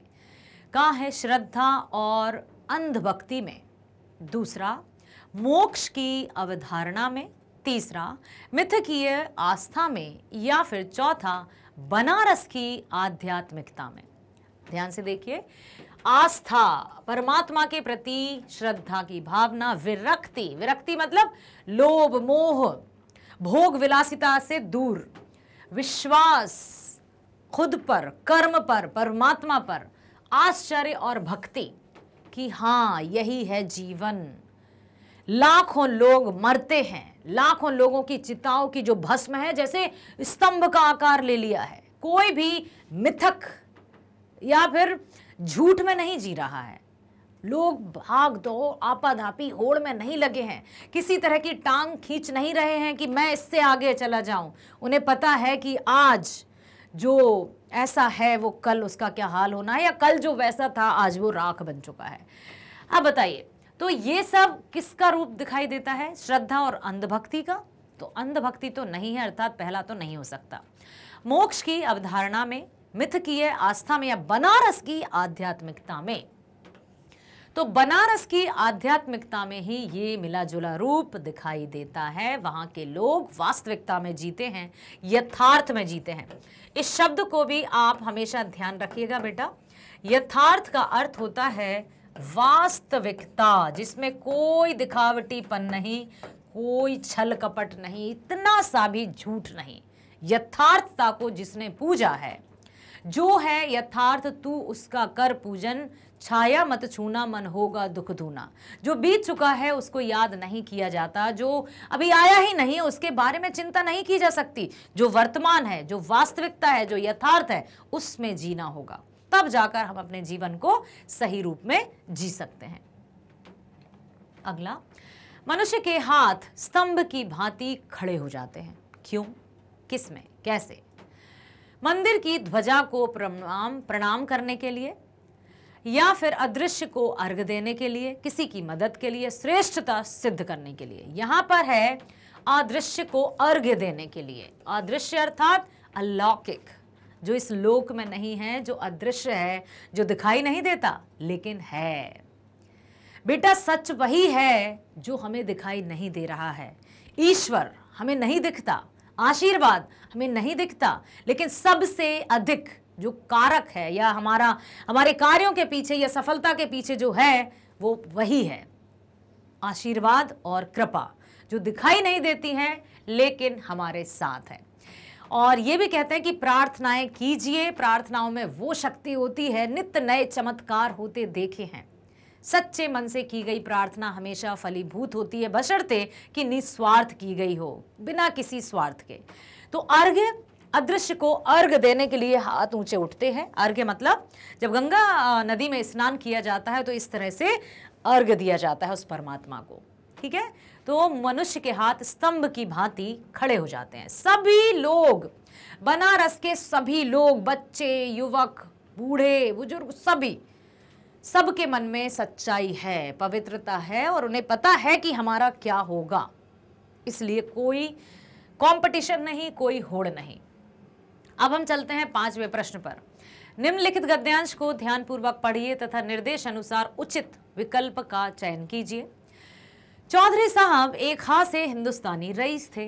बसंत पंचमी, होली इत्यादि अवसरों पर उनके यहाँ खूब नाच, रंग और उत्सव हुआ करते थे। उनकी हर एक अदा से रियासत और तबीयतदारी टपकती थी। कंधों तक बाल लटक रहे थे। आप इधर से उधर टहल रहे थे। एक छोटा सा लड़का पान की तश्तरी लिए पीछे पीछे लगा हुआ है। बात की काट छाट का क्या कहना, जो बातें उनके मुंह से निकलती थी उनमें एक विलक्षण वक्रता रहती थी। वक्रता मतलब समझते हो, टेढ़ापन। उनकी बातचीत का ढंग उनके लेखों के ढंग से एकदम निराला होता था। नौकरों तक के साथ उनका संवाद सुनने लायक होता था। बड़े बड़े बाल कंधे तक। और साथ ही साथ जब लेखक ने उनको पहली बार देखा तो लेखक देखते ही रह गए। प्रस्तुत गद्यांश में किसकी विशेषताओं का वर्णन किया गया है? हाँ, अच्छा रहा मैंने अभी नाम नहीं बताया लेखक। तो यहाँ पर प्रस्तुत गद्यांश में किसकी विशेषताओं का वर्णन है? पहला दिया है भारतेंदु हरिश्चंद्र जी की, दूसरा है राधे श्याम जी की, तीसरा है रामचंद्र जी की, या चौथा बद्री नारायण चौधरी जी। तो वहां पर लिखा ही है चौधरी जी, और बद्री नारायण चौधरी प्रेम घन भी जिनको कहा जाता है, उनकी वर्णन है। अगला, चौधरी साहब एक खासे हिंदुस्तानी रईस थे। खासे रईस से क्या तात्पर्य है भाई? खासे रईस मतलब दिखावा करने वाले, दूसरा उत्सव मनाने वाले, तीसरा गंभीर व्यक्तित्व वाले या व्यंग करने वाले। खासे रईस, खासे रईस का अर्थ है उत्सव मनाने वाले। हर एक बात को, हर एक छोटी छोटी बातों को उत्सव की भांति मनाते थे।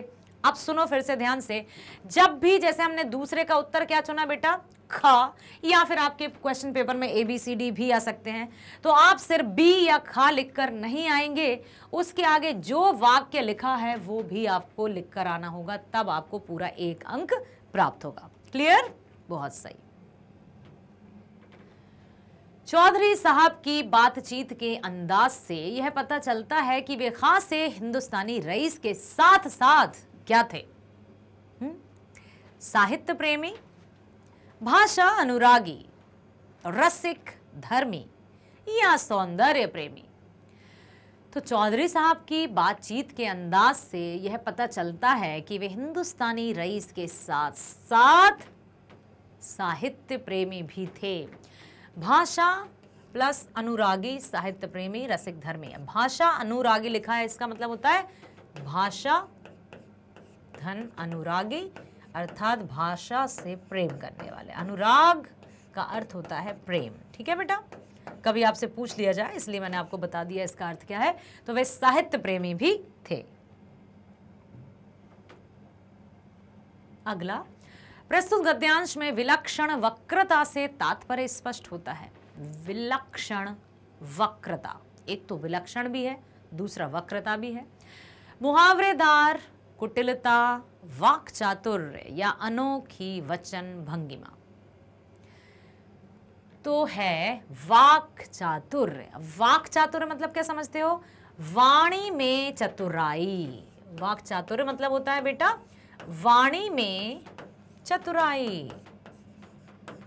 चतुराई, ठीक है, अर्थात भाषा में चतुराई।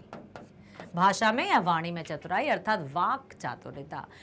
यही मनुष्य के पास एक इतनी विलक्षण सी शक्ति दी है प्रभु ने, वाक शक्ति। हम बोलते हैं, एक दूसरे के भावनाओं को समझते हैं, विचारों का आदान प्रदान करते हैं। ठीक है, तो ये वाक चातुर्य है, विलक्षण वक्रता। अगला प्रश्न 5वां, कथन ए, हर एक अदा से रियासत और तबीयतदारी टपकती थी। कारण दिया है, चौधरी साहब की गिनती धनी व्यक्तियों में होती थी, सहृदयता के लिए भी प्रसिद्ध थे। हर एक अदा से रियासत और तबीयतदारी टपकती थी। कथन ए सही है और कारण आर सही व्याख्या है। कथन ए और कारण आर दोनों गलत हैं। तीसरा, कथन ए सही है किंतु कारण आर गलत है। कथन ए सही है किंतु कारण आर सही व्याख्या नहीं है। तो सही जवाब है पहला, कथन ए भी सही है और कारण आर भी सही व्याख्या उसके, क्योंकि हर एक अदा से रियासत और तबीयतदारी टपकती थी। चौधरी साहब की गिनती धनी व्यक्तियों में होती थी, सहृदयता के लिए वे प्रसिद्ध थे। बिल्कुल सही है, दोनों सही हैं। ठीक है, अब हम पहुंच चुके हैं पाठ्य पुस्तक अंतराल भाग 2, अर्थात हमारी जो पूरक पाठ्य पुस्तिका है अंतराल, उसके हम प्रश्नों की ओर पहुंच गए हैं। अंतराल क्या है? पूरक पाठ्य पुस्तिका। अंतरा हमारी मेन पुस्तक है और अंतराल हमारी पूरक पाठ्य पुस्तिका है। ये कितने नंबर की है? 7 नंबर की। निम्नलिखित प्रश्नों के सर्वाधिक उपयुक्त उत्तर वाले विकल्प चुनकर लिखिए। पहला है, तो हम 100 लाख बार बनाएंगे। इस कथन के संदर्भ में सूरदास के चरित्र की विशेषता क्या है?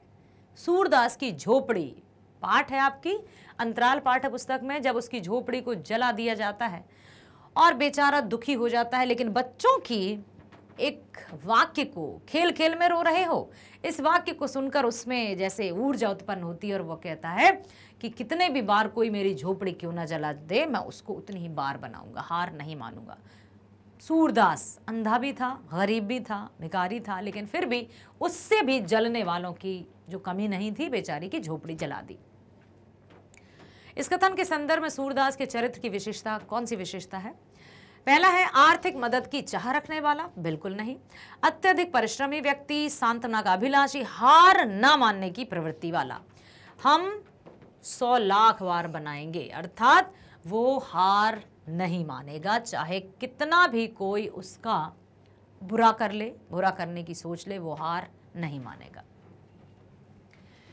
अगला प्रश्न है, अभिलाषाओं की राख है से क्या अभिप्राय है?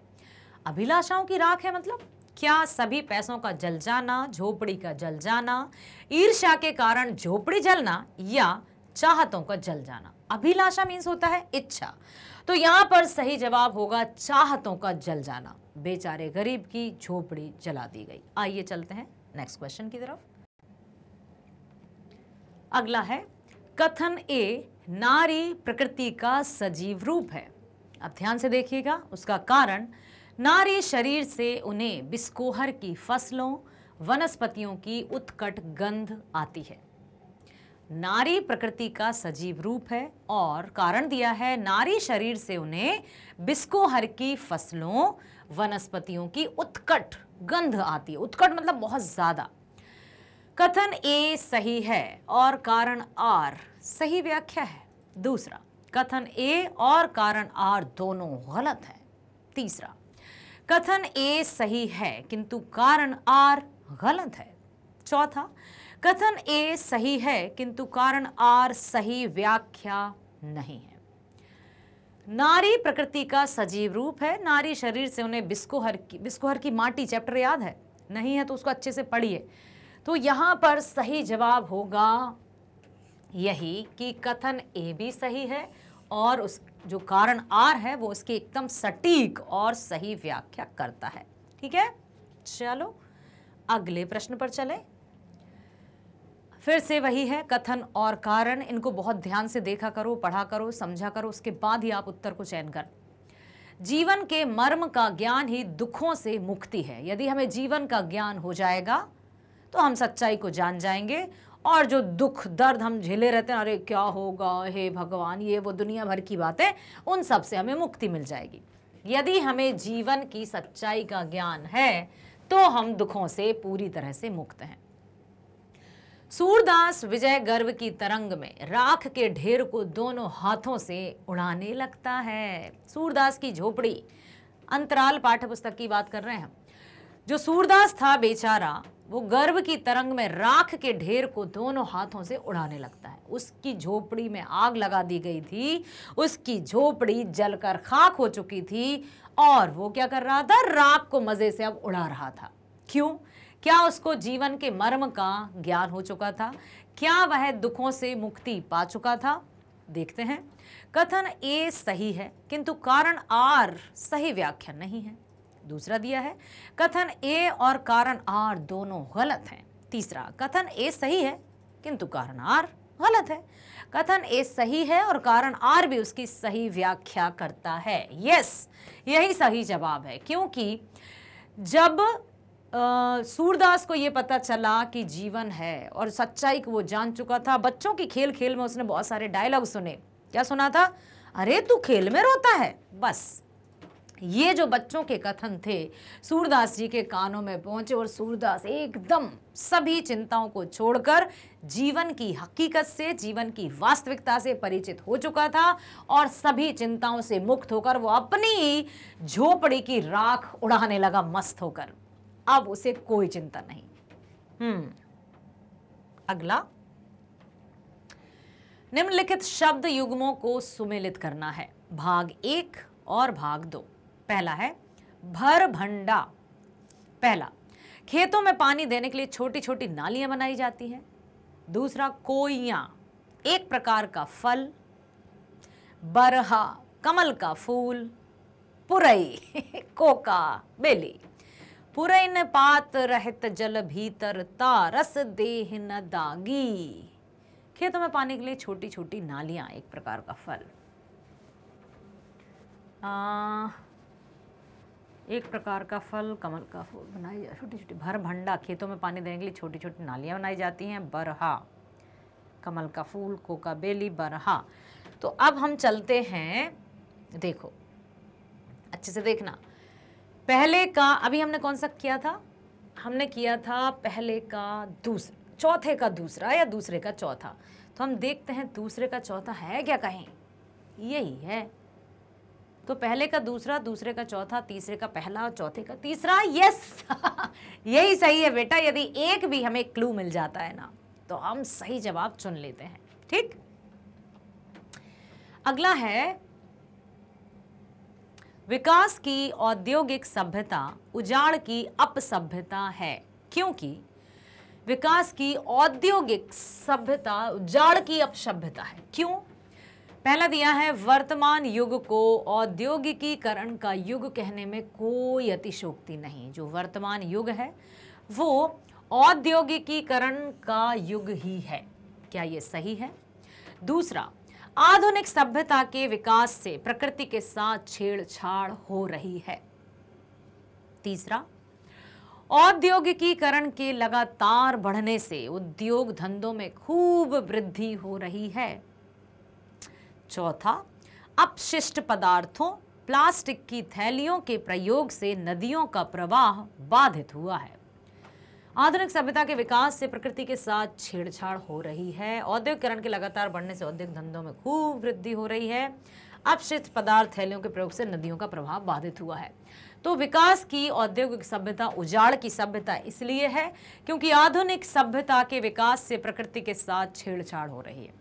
क्या लगता है हमें कि हम विकास कर रहे हैं और विकास के नाम पर हम अपनी प्रकृति के साथ छेड़छाड़ कर रहे हैं।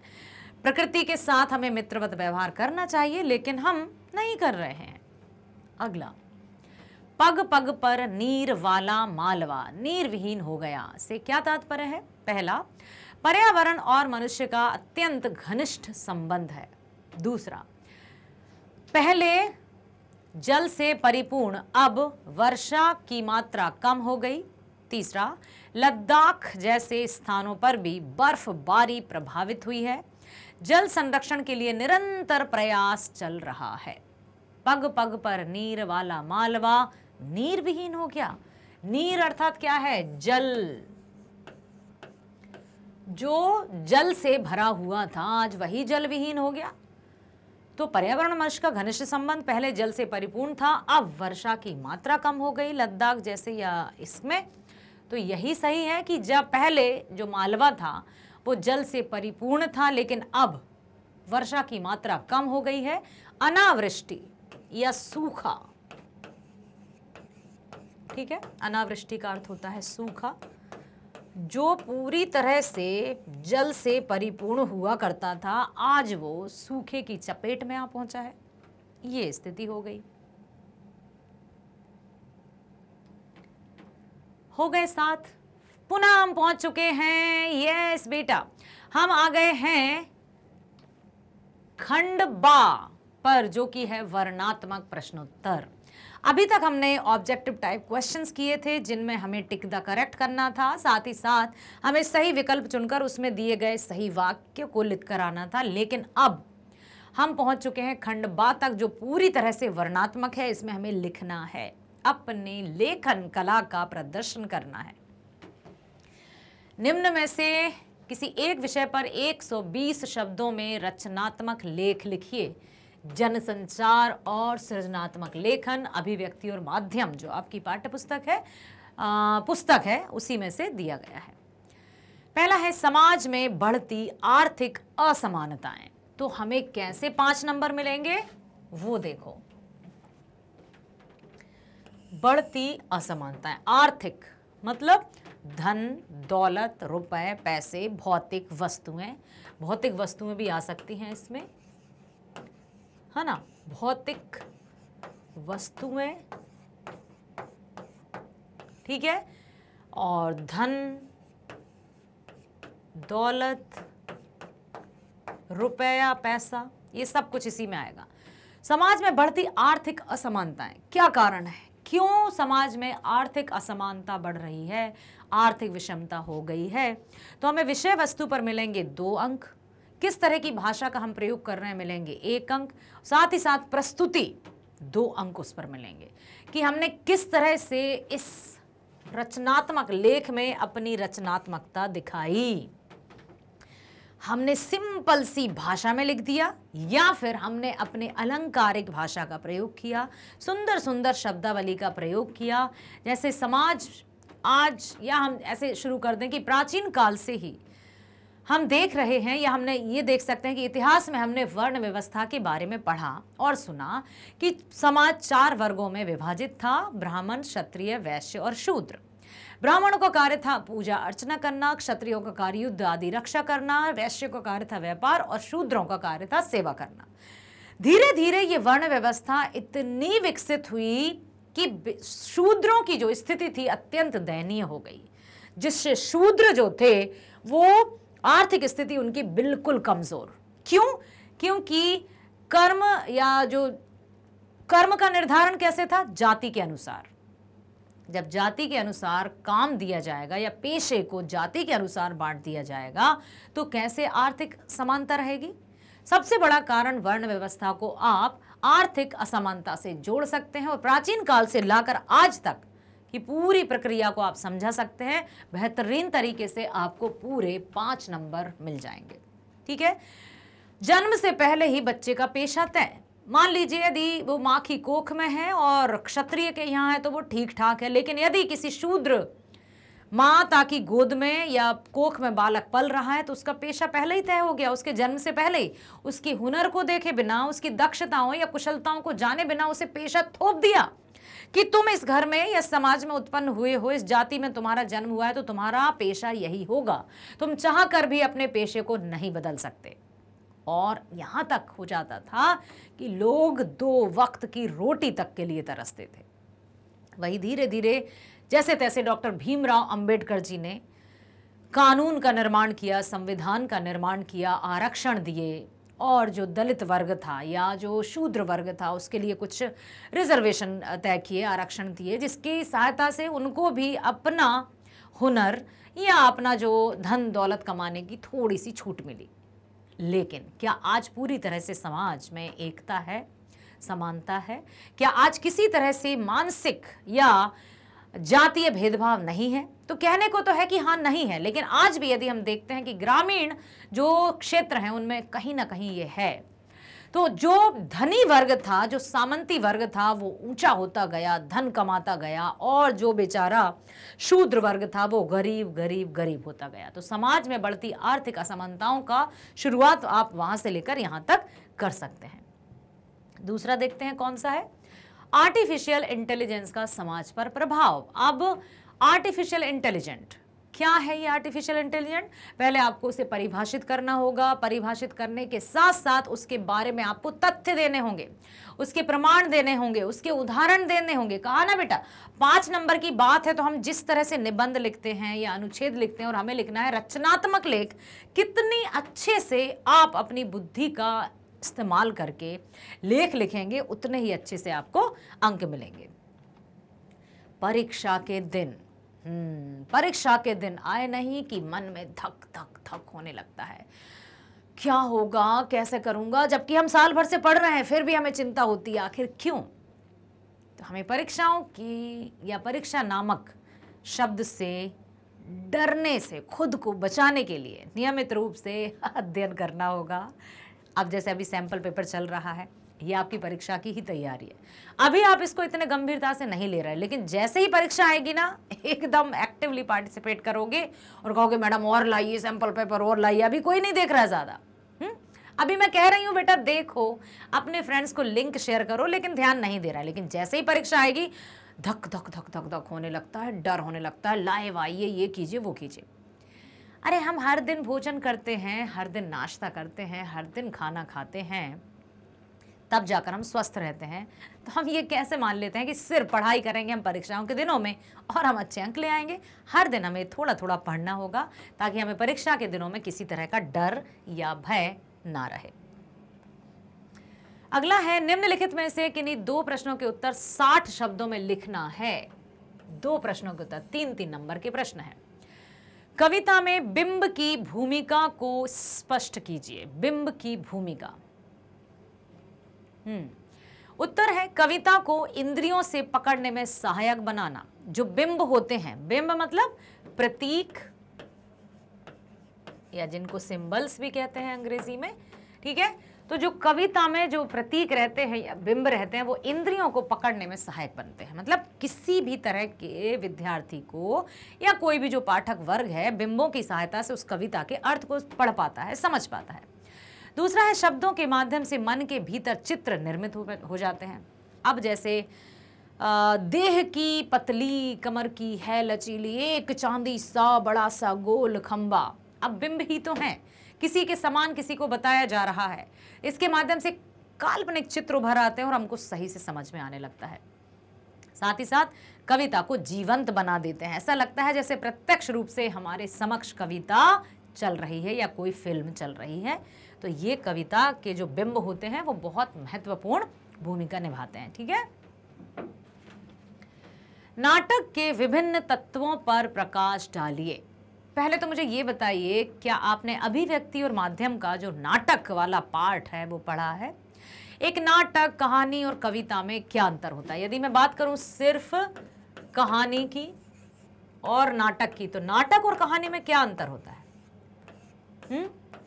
अब आप कहेंगे मैडम नाटक का तो मंचन किया जाता है, तो आप बिल्कुल सही कहेंगे। और नाटक दृश्य काव्य होता है जिसको हम देख सकते हैं, लेकिन कहानी सिर्फ पढ़ी जा सकती है या सुनी जा सकती है, जबकि नाटक को हम देख भी सकते हैं। और नाटक जो जनता है या दर्शक है उनको अधिक अच्छे से बांधे रखता है।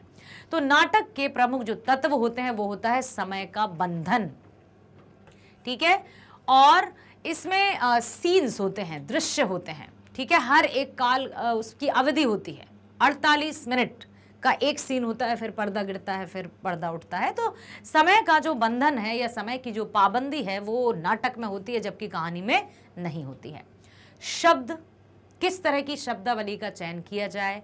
शब्दावली का उचित चयन संवाद को प्रभावी बनाता है। कथ्य, संवाद या शिल्प, ये सभी जो हैं नाटक के महत्वपूर्ण तत्व हैं, जिनकी सहायता से नाटक को जीवंत बनाया जाता है। और नाटक हमेशा वर्तमान काल में होता है, चाहे हम किसी इतिहास के किसी भी राजा महाराज या अकबर या रानी लक्ष्मीबाई, किसी के अभी यदि हम नाटक की प्रस्तुति करेंगे, हम ये नहीं कहेंगे मैं था अकबर, मैं लड़ रहा था, मैं आपके समक्ष आ गया हूं क्योंकि मैं मर चुका हूं, ऐसा कुछ।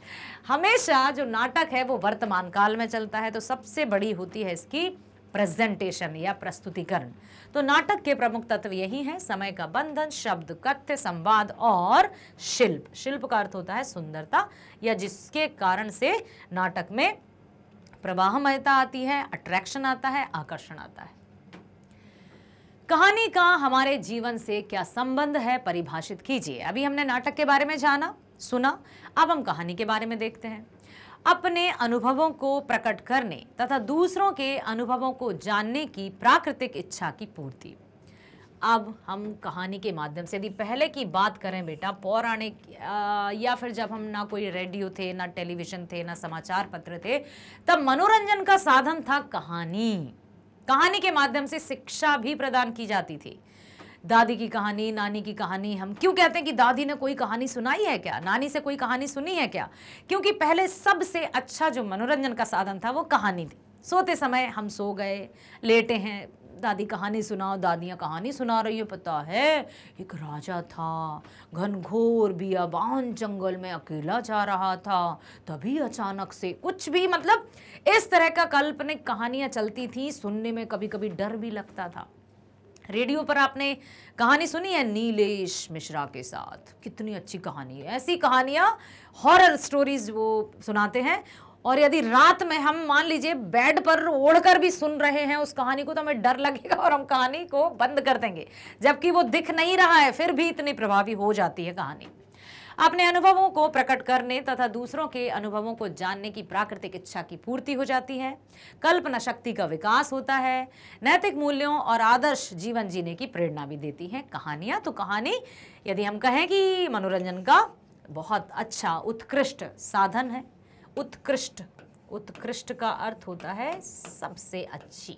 उत्कृष्ट साधन मानी जाती हैं, मनोरंजन का साधन मानी जाती हैं, और कल्पना शक्ति का विकास भी होता है। क्योंकि जब एक सुनाता है दूसरा सुनता है तो वो कहता है पता है, अब वो सोचने लगता है हाँ कोई राजा जा रहा है। कल्पना शक्ति का विकास होता है। ठीक है, अगला प्रश्न है, निम्नलिखित प्रश्नों के उत्तर लगभग 60 शब्दों में देना है। जहां पर 60 शब्दों की बात होगी वहां पर प्रश्न होगा 3 नंबर का। 60 नंबर अर्थात जो आपकी उत्तर पुस्तिका रहेगी बेटा, इस तरह से उसमें मार्जिन रहता है, तो आपको कम से कम 5-6 लाइंस तो लिखनी ही होंगी। और ऐसा नहीं कि हम कुछ भी लिख दें, उसी से संबंधित समाचार माध्यमों में प्रिंट माध्यम की विशेषताएं लिखिए। प्रिंट माध्यम छपे हुए शब्दों में स्थायित्व होता है। प्रिंट माध्यम अर्थात हमारे समाचार पत्र, ठीक है। तो जो छपे हुए समाचार पत्र, पत्रिकाएं, ठीक, छपे हुए शब्दों में स्थायित्व होता है। ऐसा नहीं कि अरे ये डिलीट हो जाएगा, ये चला जाएगा, ये चला जाएगा, कुछ भी स्थायित्व है, आ गए हैं तो आ गए हैं। पढ़ने और सोचने का पूरा अवसर रहता है। मान लीजिए हम न्यूज़पेपर पढ़ रहे हैं, कुछ समझ में नहीं आ रहा, हम थोड़ा सोच सकते हैं कि इसका अर्थ क्या है, किसी और से भी पूछ सकते हैं, वो यहीं रहेगा, गायब नहीं हो जाएगा। तो पढ़ने और सोचने का पूरा अवसर रहता है। साथ ही साथ प्रिंट माध्यम को साक्ष्य के रूप में लंबे समय तक रख सकते हैं। हम यदि कुछ ऐसी बातें, कुछ ऐसी जानकारी आई है तो हम उसको अच्छे से कटिंग करके लाइफ लॉन्ग हम अपनी प्रोफाइल में भी यूज़ कर सकते हैं उसको, वो कहीं नहीं जाएगा। पढ़ते हुए उस पर सोच विचार कर सकते हैं, ठीक। तो ये समाचार पत्र की विशेषताएं हैं जो आपको भी पता है। यदि इसके ड्रॉबैक्स पूछे जाएं या इसकी हानियां या कुछ कमियां पूछी जाएं तो आप ये बता सकते हैं कि इस अनपढ़ या अशिक्षित व्यक्तियों के लिए ये काला अक्षर भैंस बराबर ही होगा, ठीक है। ये पढ़े लिखों के लिए तो ठीक है, लेकिन अशिक्षित व्यक्तियों के लिए इनका कोई मूल्य नहीं। अब हम चलते हैं रेडियो समाचार लेखन की भाषा पर। अब रेडियो समाचार भाषण की लेखा भी मतलब उनकी जो भाषा है वो अलग होगी। समाचार पत्र की भाषा अलग, रेडियो की भाषा अलग, टेलीविजन की भाषा अलग, बिल्कुल सबकी भाषा अलग होगी। जो रेडियो समाचार आते हैं उनमें यदि कमियां पूछा जाए तो आप बता सकते हैं कि निश्चित समय सीमा। हम ये नहीं कह सकते हैं कि वहां पर दिया है कि 8 बजे समाचार प्रसारित होंगे, ठीक है। प्रमुख समाचारों में आप सभी का स्वागत है रात्रि 8 बजे या कुछ भी, तो हम ये नहीं कह सकते कि अरे यार हम तो 9 बजे देख लेंगे भले ही रेडियो में। नहीं, जो समय सीमा दी गई है उसके अनुसार हमें अपने आप का या जो है समय निकालना होगा, ठीक है। तो इसकी कैसी भाषा होना चाहिए? सरल एवं आम बोलचाल की भाषा, सहज बोध, मानकीकरण, दृश्यात्मकता। भाषा में दृश्यात्मकता कैसे होगी? अरे ऐसे शब्दावली का प्रयोग करना है जिससे सुनने वाला तुरंत अपने मस्तिष्क में या अपनी कल्पना में चित्र उपस्थित कर ले। जैसे दिन दहाड़े सड़क दुर्घटना में इतने व्यक्ति घायल। अब ये कह रहे हैं तो वो एकदम आ जाएगा कि हाँ भाई सड़क है, कोई दुर्घटना हुई, घायल है, ठीक है। तो इस तरह की शब्दावली का प्रयोग करना है ताकि सबको समझ में आ सके। प्रश्न 10वां है, निम्न में से किन्हीं 2 प्रश्नों के उत्तर दीजिए। पहला, जहां पहुंच अनजान क्षितिज को मिलता एक सहारा, पंक्ति का आशय स्पष्ट कीजिए। यहां भारत आने पर सर्वथा अनजान एवं अपरिचित व्यक्ति को भी पूर्ण स्नेह एवं आश्रय मिलता है। साथ ही साथ अपरिचितों को भी पूरा आदर, सम्मान तथा प्रेम प्राप्त होता है, ठीक है।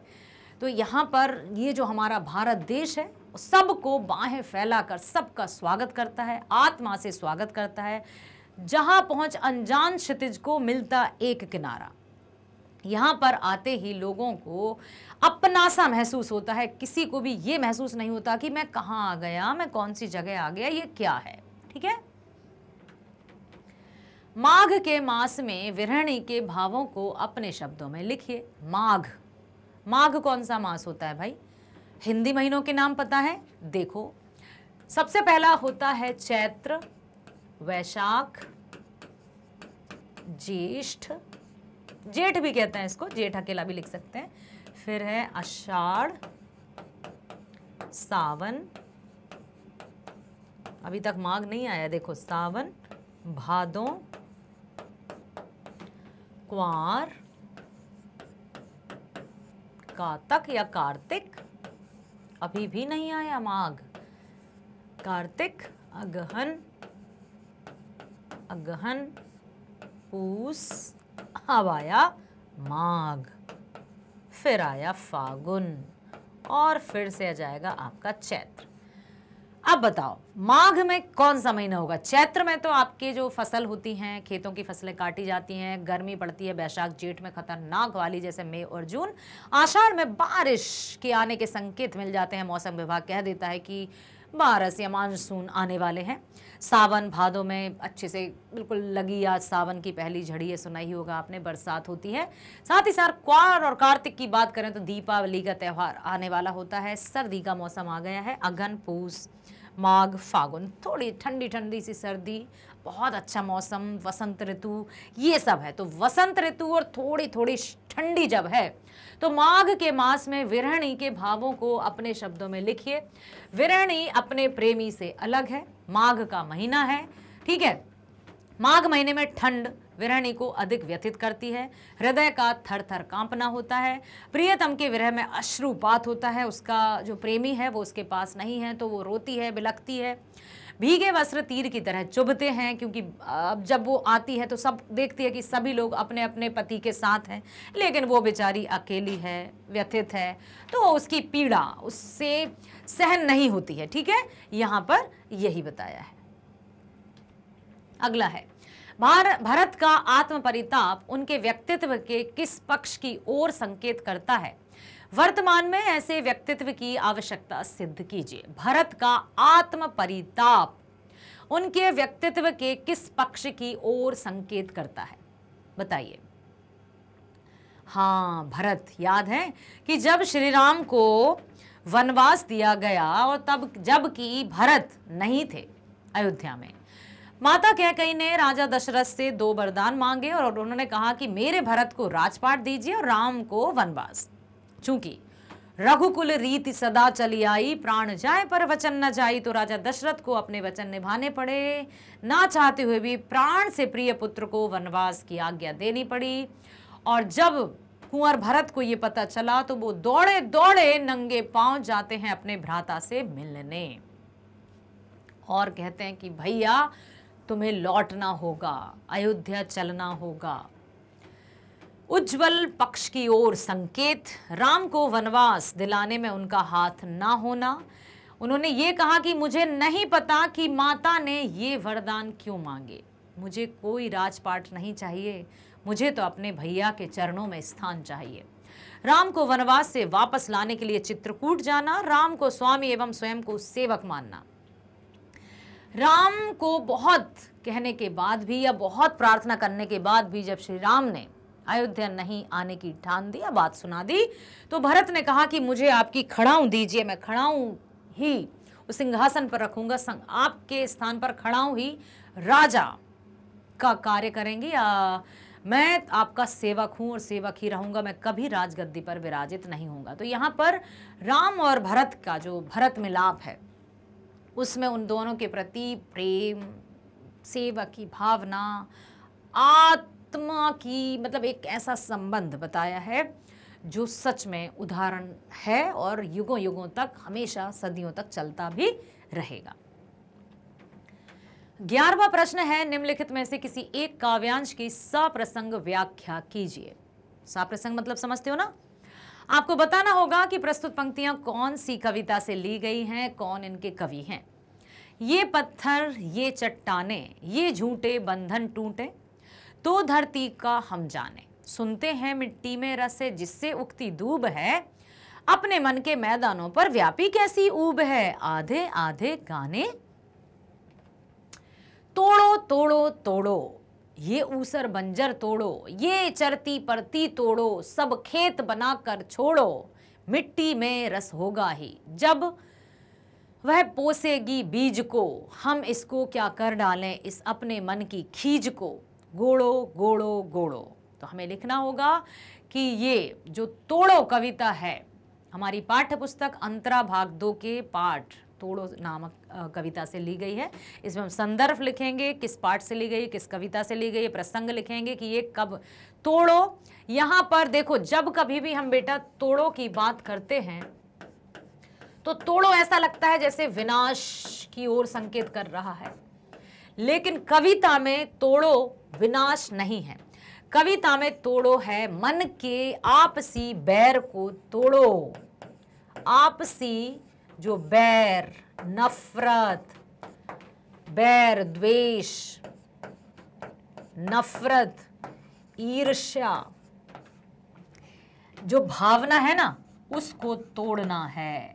अर्थात हमें अपने मन में प्रेम को जगाना है। किसी भी तरह से हमारे मन की जो भाव हैं उनमें नफरत, द्वेष की भावना नहीं होनी चाहिए।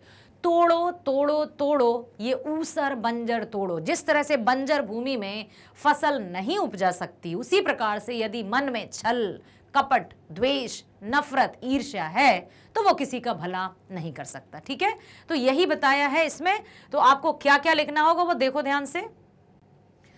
ठीक है बेटा, तो हमें इसमें बताना है संदर्भ कौन सी पाठ्य पुस्तक से है, कविता का नाम क्या है, तोड़ो। हाँ, आपकी अंतरा भाग 2 से ली गई है, प्रसंग ये उस समय का वर्णन है। साथ ही साथ हम जब व्याख्या करेंगे तो सब कुछ मिट्टी में रस ही होगा जब पोसेगी बीज को। हम इसको क्या कर डालें, हम अपने मन की खींच को। अब यहाँ पर कवि ने यह भी बताया है कि जब हमारे मन में ईर्ष्या, द्वेष, नफरत, खींच रहती है ना, हम किसी के प्रति अपने प्रेम को नहीं व्यक्त कर सकते। इसलिए तोड़ो तोड़ो तोड़ो। यहाँ पर तोड़ने का अर्थ किसी विनाश का नहीं है, जबकि तोड़ने का अर्थ मन के भीतर जो बंजरता है ना, नफरत, द्वेष, ईर्ष्या, उस भावना को तोड़ो, ये बताया है। अथवा पुलक शरीर सभा भय ठाड़े, नीरज नयन नेह जल बाढ़े, कहब मोर मुनिनाथ ने बाहा, यही ते अधिक कहो मैं गाहा, मैं जानहु निज नाथ स्वभाऊ, अपराधी पर कोहु न काऊ, मुंह पर कृपा सनेह बिसेखी, खेलत खुनिस न कबहु न देखी। अब ये लिया है हमारे भरत विलाप से, जिसमें भरत श्री राम के प्रति अपने विचारों को व्यक्त कर रहे हैं। पुलक शरीर सभा भय ठाड़े, नीरज नयन नेह जल बाढ़े, कहब मोर मुनिनाथ ने बहा, यही ते अधिक कहो मैं कहा। हे प्रभु, हे भ्राता श्री राम, जो अपने छोटे भाइयों को जिताने के लिए स्वयं जानबूझकर हार जाता था, आज वो भाई मेरे आंखों में अश्रुधारा देखकर भी नहीं समझ रहा है। मेरी पीड़ा को समझो, मेरी पीड़ा को सुनो प्रभु, अयोध्या लौट कर चलो। मुझे राजपाट नहीं चाहिए। क्या पता वो कौन सा वक्त था, वो कौन सी घड़ी थी जब माता कैकेयी ने राजा दशरथ से या पिताजी से ये 2 मनहूस वरदान मांगे। मुझे कुछ नहीं चाहिए। मैं जानू निज नाथ स्वभाऊ, अपराधी पर कोहु न काहू। किसी भी तरह से अपराधी को भी वो क्षमा कर देते। मुंह पर कृपा सनेहु बिसेखी, खेलत खुनिस न कबहु देखी। खेल खेल में भी आपने मेरे आंखों में कभी अश्रु नहीं आने दिए। आज मैं विलाप कर रहा हूं, आपके समक्ष नतमस्तक हूं। कृपया अयोध्या लौट चलिए और अपनी राजपाट और अपनी अयोध्या नगरी को संभालिए। ठीक है, तो ये हम लिख देंगे। निम्नलिखित में से किन्हीं 2 प्रश्नों के उत्तर दीजिए। पहला है, शेर कहानी में उद्धृत व्यंग को स्पष्ट करते हुए लेखक के उद्देश्य का वर्णन कीजिए। शेर है प्रतीकात्मक और व्यंग्यात्मक लघु कथा जो व्यवस्था की ओर करारा व्यंग करता है कि जो व्यवस्था है वो किस तरह से झूठ, फरेब, ठीक है, झूठ, फरेब, भ्रष्टाचार सबसे भरी हुई है। सत्ता तभी तक खामोश रहती है तब तक सब उसकी आज्ञा का पालन करें। अर्थात जो सत्ता है, जो व्यवस्था है, तब तक खामोश रहेगी जब तक उसके समक्ष सब जी हजूरी करते रहें। जैसे ही कोई मुंह उठाता है या अपनी बात को रखता है, सत्ता उसको रोंद डालती है, कुचल डालती है। किसी को पता भी नहीं चलता कि रातों रात अमुक व्यक्ति कहाँ गायब हो गया। तो शेर अर्थात कभी ऐसा हो सकता है कि कोई शेर की माद में कोई जानवर जाए शेर की गुफा में और वापस आ जाए, कभी नहीं। बस ये दिखावा है। जो बड़ी बड़ी सत्ताधारी लोग हैं, जो पूंजीपति लोग हैं, वो छोटे छोटे व्यक्तियों को कुछ पैसों का लालच देकर उन्हें अपने चंगुल में फंसा लेते हैं और ऐसे जाल में उनको फंसा देते हैं कि वे फिर चाहकर भी उससे बाहर नहीं निकल सकते। सत्ता, तभी लिखा है सत्ता तब तक खामोश रहती है जब तक उसकी सब आज्ञा का पालन करें। अब वहां क्या हो रहा है, कितना भ्रष्ट वातावरण है, कितना फरेब है, कितना झूठ है, सब देख रहे हैं लेकिन कुछ नहीं कह पा रहे हैं। क्यों? क्योंकि हमारे मुंह पर तो उन्होंने पहले ही धन की पट्टी बांध दी है। यदि फिर भी कोई चाहे कि मुझे नहीं चाहिए पैसे, मैं इनका पर्दाफाश करूंगा, नहीं कर सकते, क्योंकि उनको तो भनक लग ही जाती है और फिर उस व्यक्ति का वो काम तमाम कर देते हैं। जनसाधारण को मूर्ख बनाकर उनका शोषण करने की प्रवृत्ति पर व्यंग्य किया गया है शेर के माध्यम से, यही बताया है। उद्देश्य क्या है? लेखक असगर वजाहत ने सुविधा भोगियों, छद्म अहिंसावादियों और सह अस्तित्ववादियों के ढोंग पर प्रहार किया है। जन सामान्य को जागरूक करने का प्रयास किया है कि कभी भी धन के लालच में अपने जमीर को मत खोना, अपने आत्मसम्मान को कभी भी मत बेचना, जो काम सही हो उसी को करना। ठीक है। घड़ी साजी का इम्तिहान पास करने से लेखक के अभिप्राय को स्पष्ट कीजिए। वह व्यक्ति अपने कार्य का पूर्ण ज्ञाता हो गया है, अर्थात धर्म के रहस्यों की पूरी जानकारी, धर्म का इम्तिहान पास करना, धर्म के वास्तविक स्वरूप को समझना चाहिए, यही वे कहना चाहते हैं। तीसरा है, बड़ी बहुरिया का संवाद हरगोबिंद सुना सकने में असमर्थ था। कथन के माध्यम से हरगोबिंद की तत्कालीन स्थिति की विवेचना कीजिए। संवदिया पाठ है आपका। संवदिया का अर्थ होता है संवाद पहुंचाने वाला, संदेशवाहक। ठीक है। पहले कोई मोबाइल फोन तो नहीं हुआ करते थे, तो हरगोबिंद इस पाठ में संवदिया का किरदार है। बड़ी बहुरिया जो कभी बहुत बड़ी हवेली की जमीन की मालकिन हुआ करती थी, लेकिन बड़े भाई साहब की मृत्यु के बाद उनकी हालत ऐसी हो गई कि वो घर की नौकरानी से भी बदतर हो गई है। बाकी के जो 2-3 भाई हैं उन्होंने उनकी साड़ी तक के हिस्से करवा लिए। कहने का तात्पर्य है कि बड़े भाई साहब का देहांत होने के साथ ही उनके घर की व्यवस्था एकदम चकनाचूर हो गई है।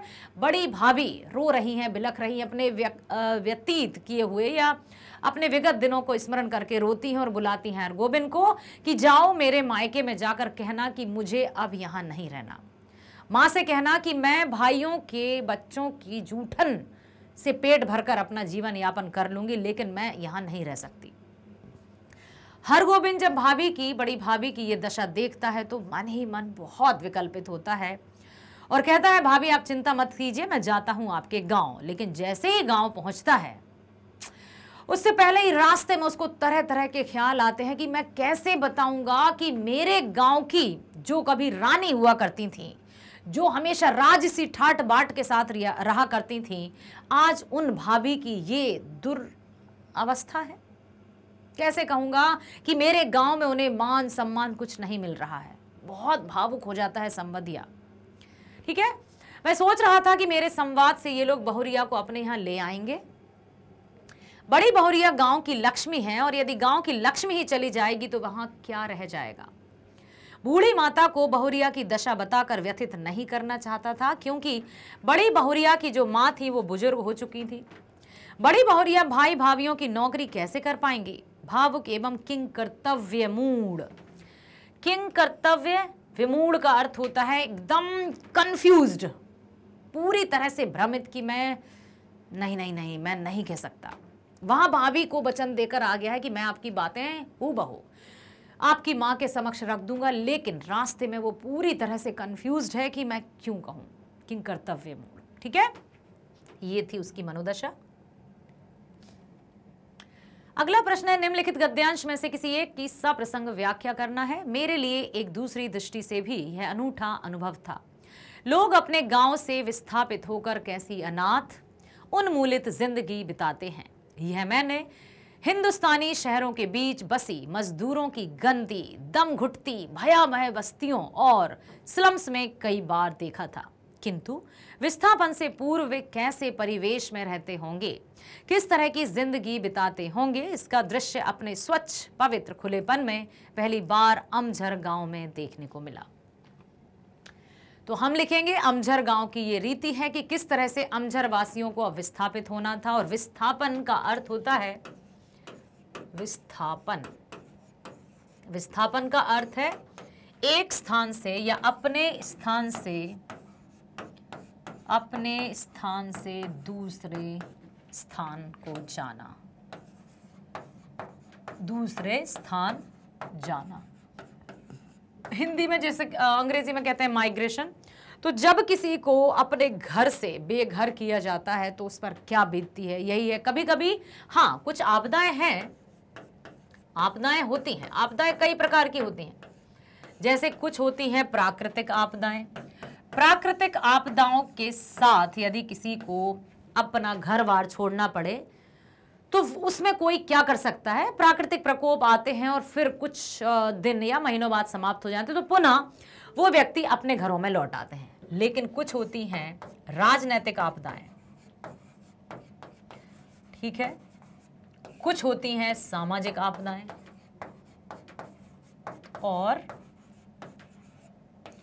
कुछ होती हैं फिल्मी जगत की आपदाएं। हाँ बेटा, फिल्मी जगत भी आपदाओं से कम नहीं है, क्योंकि जब किसी फिल्म का निर्माण है तो वो कहेंगे ये बस्तियों को हटाइए, यहाँ पर एक बहुत अच्छा हमें शेड बनाना है और यहाँ पर ये शूटिंग होने वाली है।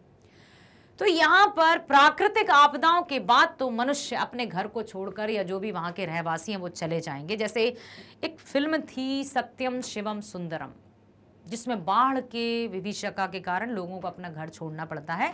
तो ये प्राकृतिक आपदा है, उसके बाद व्यक्ति आ सकता है। लेकिन राजनीतिक आपदाएं हैं, कुछ मनमुटाव, सत्ता, कुछ जैसे मान लीजिए बात आती है जब नव निर्माण की, औद्योगिकरण की, ठीक है, औद्योगिकरण की बात आती है, तब भी लोगों को घर से बेघर कर दिया जाता है। कहीं कंपनियों का निर्माण, कहीं सड़कों का निर्माण, कहीं पुलों का निर्माण, तो वहां से उनको हटा दिया जाता है। तो इस तरह से हम लिख देंगे और बहुत अच्छे से उत्तर लिखेंगे। या फिर बालक के मुख पर विलक्षण रंगों का परिवर्तन हो रहा था, हृदय में कृत्रिम और स्वाभाविक भावों की लड़ाई की झलक आंखों में दिख रही थी। कुछ खासकर गला साफ कर नकली पर्दे से हट जाने पर स्वयं विस्मित होकर बालक ने धीरे से कहा, लड्डू। बालक बच गया। पाठ का नाम है बालक बच गया। अब उस बच्चे से इतने बड़े बड़े सवाल पूछे जा रहे थे और बेचारा उसको किताबी कीड़ा बनाकर वो हर प्रश्न के उत्तर दे रहा था। अब लेखक सोच रहा है ये क्या है, इसका बचपना इन्होंने कहाँ छीन लिया। लेकिन जैसे ही उसने कहा मुझे चाहिए लड्डू, लेखक खुश हो गए कि चलो भाई, हाँ, इसके अंदर का बालक बच गया। लोगों ने बहुत कोशिश की कि उस बालक को मार डालें अर्थात उसकी भावनाओं का गला घोंट दें। पिता और अध्यापक निराश हो गए। इतने समय तक मेरा श्वास घुट रहा था, अब मैंने सुख से सांस ली, सांस भरी। उन सब ने बालक की प्रवृत्तियों का गला घोटने में कुछ उठा नहीं रखा था, पर बालक बच गया। उसके बचने की आशा है क्योंकि वह लड्डू की पुकार जीवित वृक्ष के हरे पत्तों पर मधुर मरमर था, मरे काठ की अलमारी की सिर दुखाने वाली खड़खड़ाहट नहीं। इसी तरह से हम लिख देंगे। अब हम चलते हैं अपने 14वें प्रश्न पर। निम्नलिखित में से किसी एक प्रश्न का उत्तर लगभग 60 शब्दों में दीजिए। सच्चे खिलाड़ी कभी रोते नहीं, बाजी पर बाजी हारते हैं, चोट पर चोट खाते हैं, धक्के सहते हैं, पर मैदान में डटे रहते हैं। परीक्षा के समय को आधार मानकर सूरदास की झोपड़ी पाठ क्या संदेश देता है। सूरदास बेचारा अंधा, गरीब, मतलब भिखारी, मुश्किल से एक घास फूस की उसकी झोपड़ी थी, लेकिन वहां का रहने वाला एक व्यक्ति जो अपनी बीबी के साथ हमेशा मारपीट करता था, एक दिन उसकी बीबी आकर सूरदास की झोपड़ी में छुप जाती है। सूरदास ने उसको शरण दे दी। तब से उस व्यक्ति के मन में सूरदास के प्रति नफरत थी कि क्यों इसने मेरी बीबी को शरण दी। और भी कई लोग थे जो उससे चिढ़ने लगे और उनकी जलन इस कदर से बढ़ गई कि उन्होंने रात्रि में लगभग 2 बजे के तहत सूरदास की घास फूस की झोपड़ी में आग लगा दी और सूरदास की झोपड़ी उसके सामने जलकर खाक हो गई। सूरदास के जीवन भर की कुछ कमाई थी जो उसने एक पोटली में बांधकर अपनी झोपड़ी में रखी थी।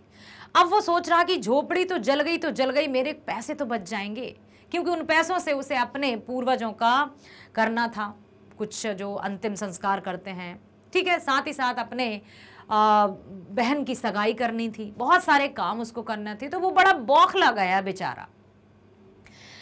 राख अभी ठंडी भी नहीं थी, वो जाता है इधर उधर ढूंढता है, लेकिन उसको अपने पैसे की पोटली नहीं मिली। उसने सोचा मान लो यदि पैसे जल गए होंगे तो पिघल गए होंगे तो चांदी तो मिल जाएगी। लेकिन उसको कुछ ना मिला, क्योंकि जिन्होंने ये झोपड़ी जलाई थी उसका एक और जो था, जो कि सूरदास से नफरत करता था, उसने वो उसकी पोटली भी चुरा ली। तो हार ना मानने वाला, दृढ़ निश्चयी, आत्मविश्वासी, सच्चे खिलाड़ी कभी रोते नहीं, बाजी पर बाजी हारते हैं, चोट पर चोट खाते हैं, धक्के सहते हैं, पर मैदान में डटे रहते हैं। सत्य अर्थात हार ना मानने वाला, दृढ़ निश्चयी, आत्मविश्वासी, 100% सफलता के लिए सदैव सजग, सक्रिय, समर्पित, हार जीत की भावना से ऊपर उठकर सतत प्रयासरत, सतत प्रयासरत। ठीक है। अगला है, लेखक बिस्नाथ ने किन आधारों पर अपनी मां की तुलना बत्तख से की है? तो बत्तख का मां के समान ममतामयी और वात्सल्यपूर्ण स्वभाव, किस तरह से बत्तख भी अपने बच्चों को बहुत हर एक धूप छांव से बचाती है। ठीक है। बच्चे की सुरक्षा के प्रति अतिशय सजगता, मां का निस्वार्थ प्रेम, समर्पण की भावना, और हर एक जो माँ है वो अपने बच्चों के प्रति इसी तरह से अपना सर्वस्व देकर बच्चे की रक्षा करती है, और बच्चे को भी माँ के आंचल से अधिक सुरक्षा कहीं महसूस नहीं होती। ठीक है। तो ये रहा हमारा सैंपल पेपर सॉल्यूशन। आशा करती हूँ आपने बहुत ध्यान से हर एक प्रश्न को सुना, समझा, और बेटा इतना अब निश्चित है कि आपका जो परीक्षा है या आपकी जो परीक्षा है, प्रश्न पत्र इसी तरह से आने वाला है। ध्यानपूर्वक देखिए और ज़्यादा से ज़्यादा अपने मित्रों को शेयर कीजिए ताकि वे भी जान सकें कि नए सत्र अर्थात 2023-24 की जो हिंदी परीक्षा होगी उसका प्रश्न पत्र कैसा आएगा। ठीक है। तो इन्हीं शुभकामनाओं के साथ हम चलते हैं और मिलते हैं नेक्स्ट वीडियो में। स्वस्थ रहिए, खुश रहिए, bye bye, thank you so much.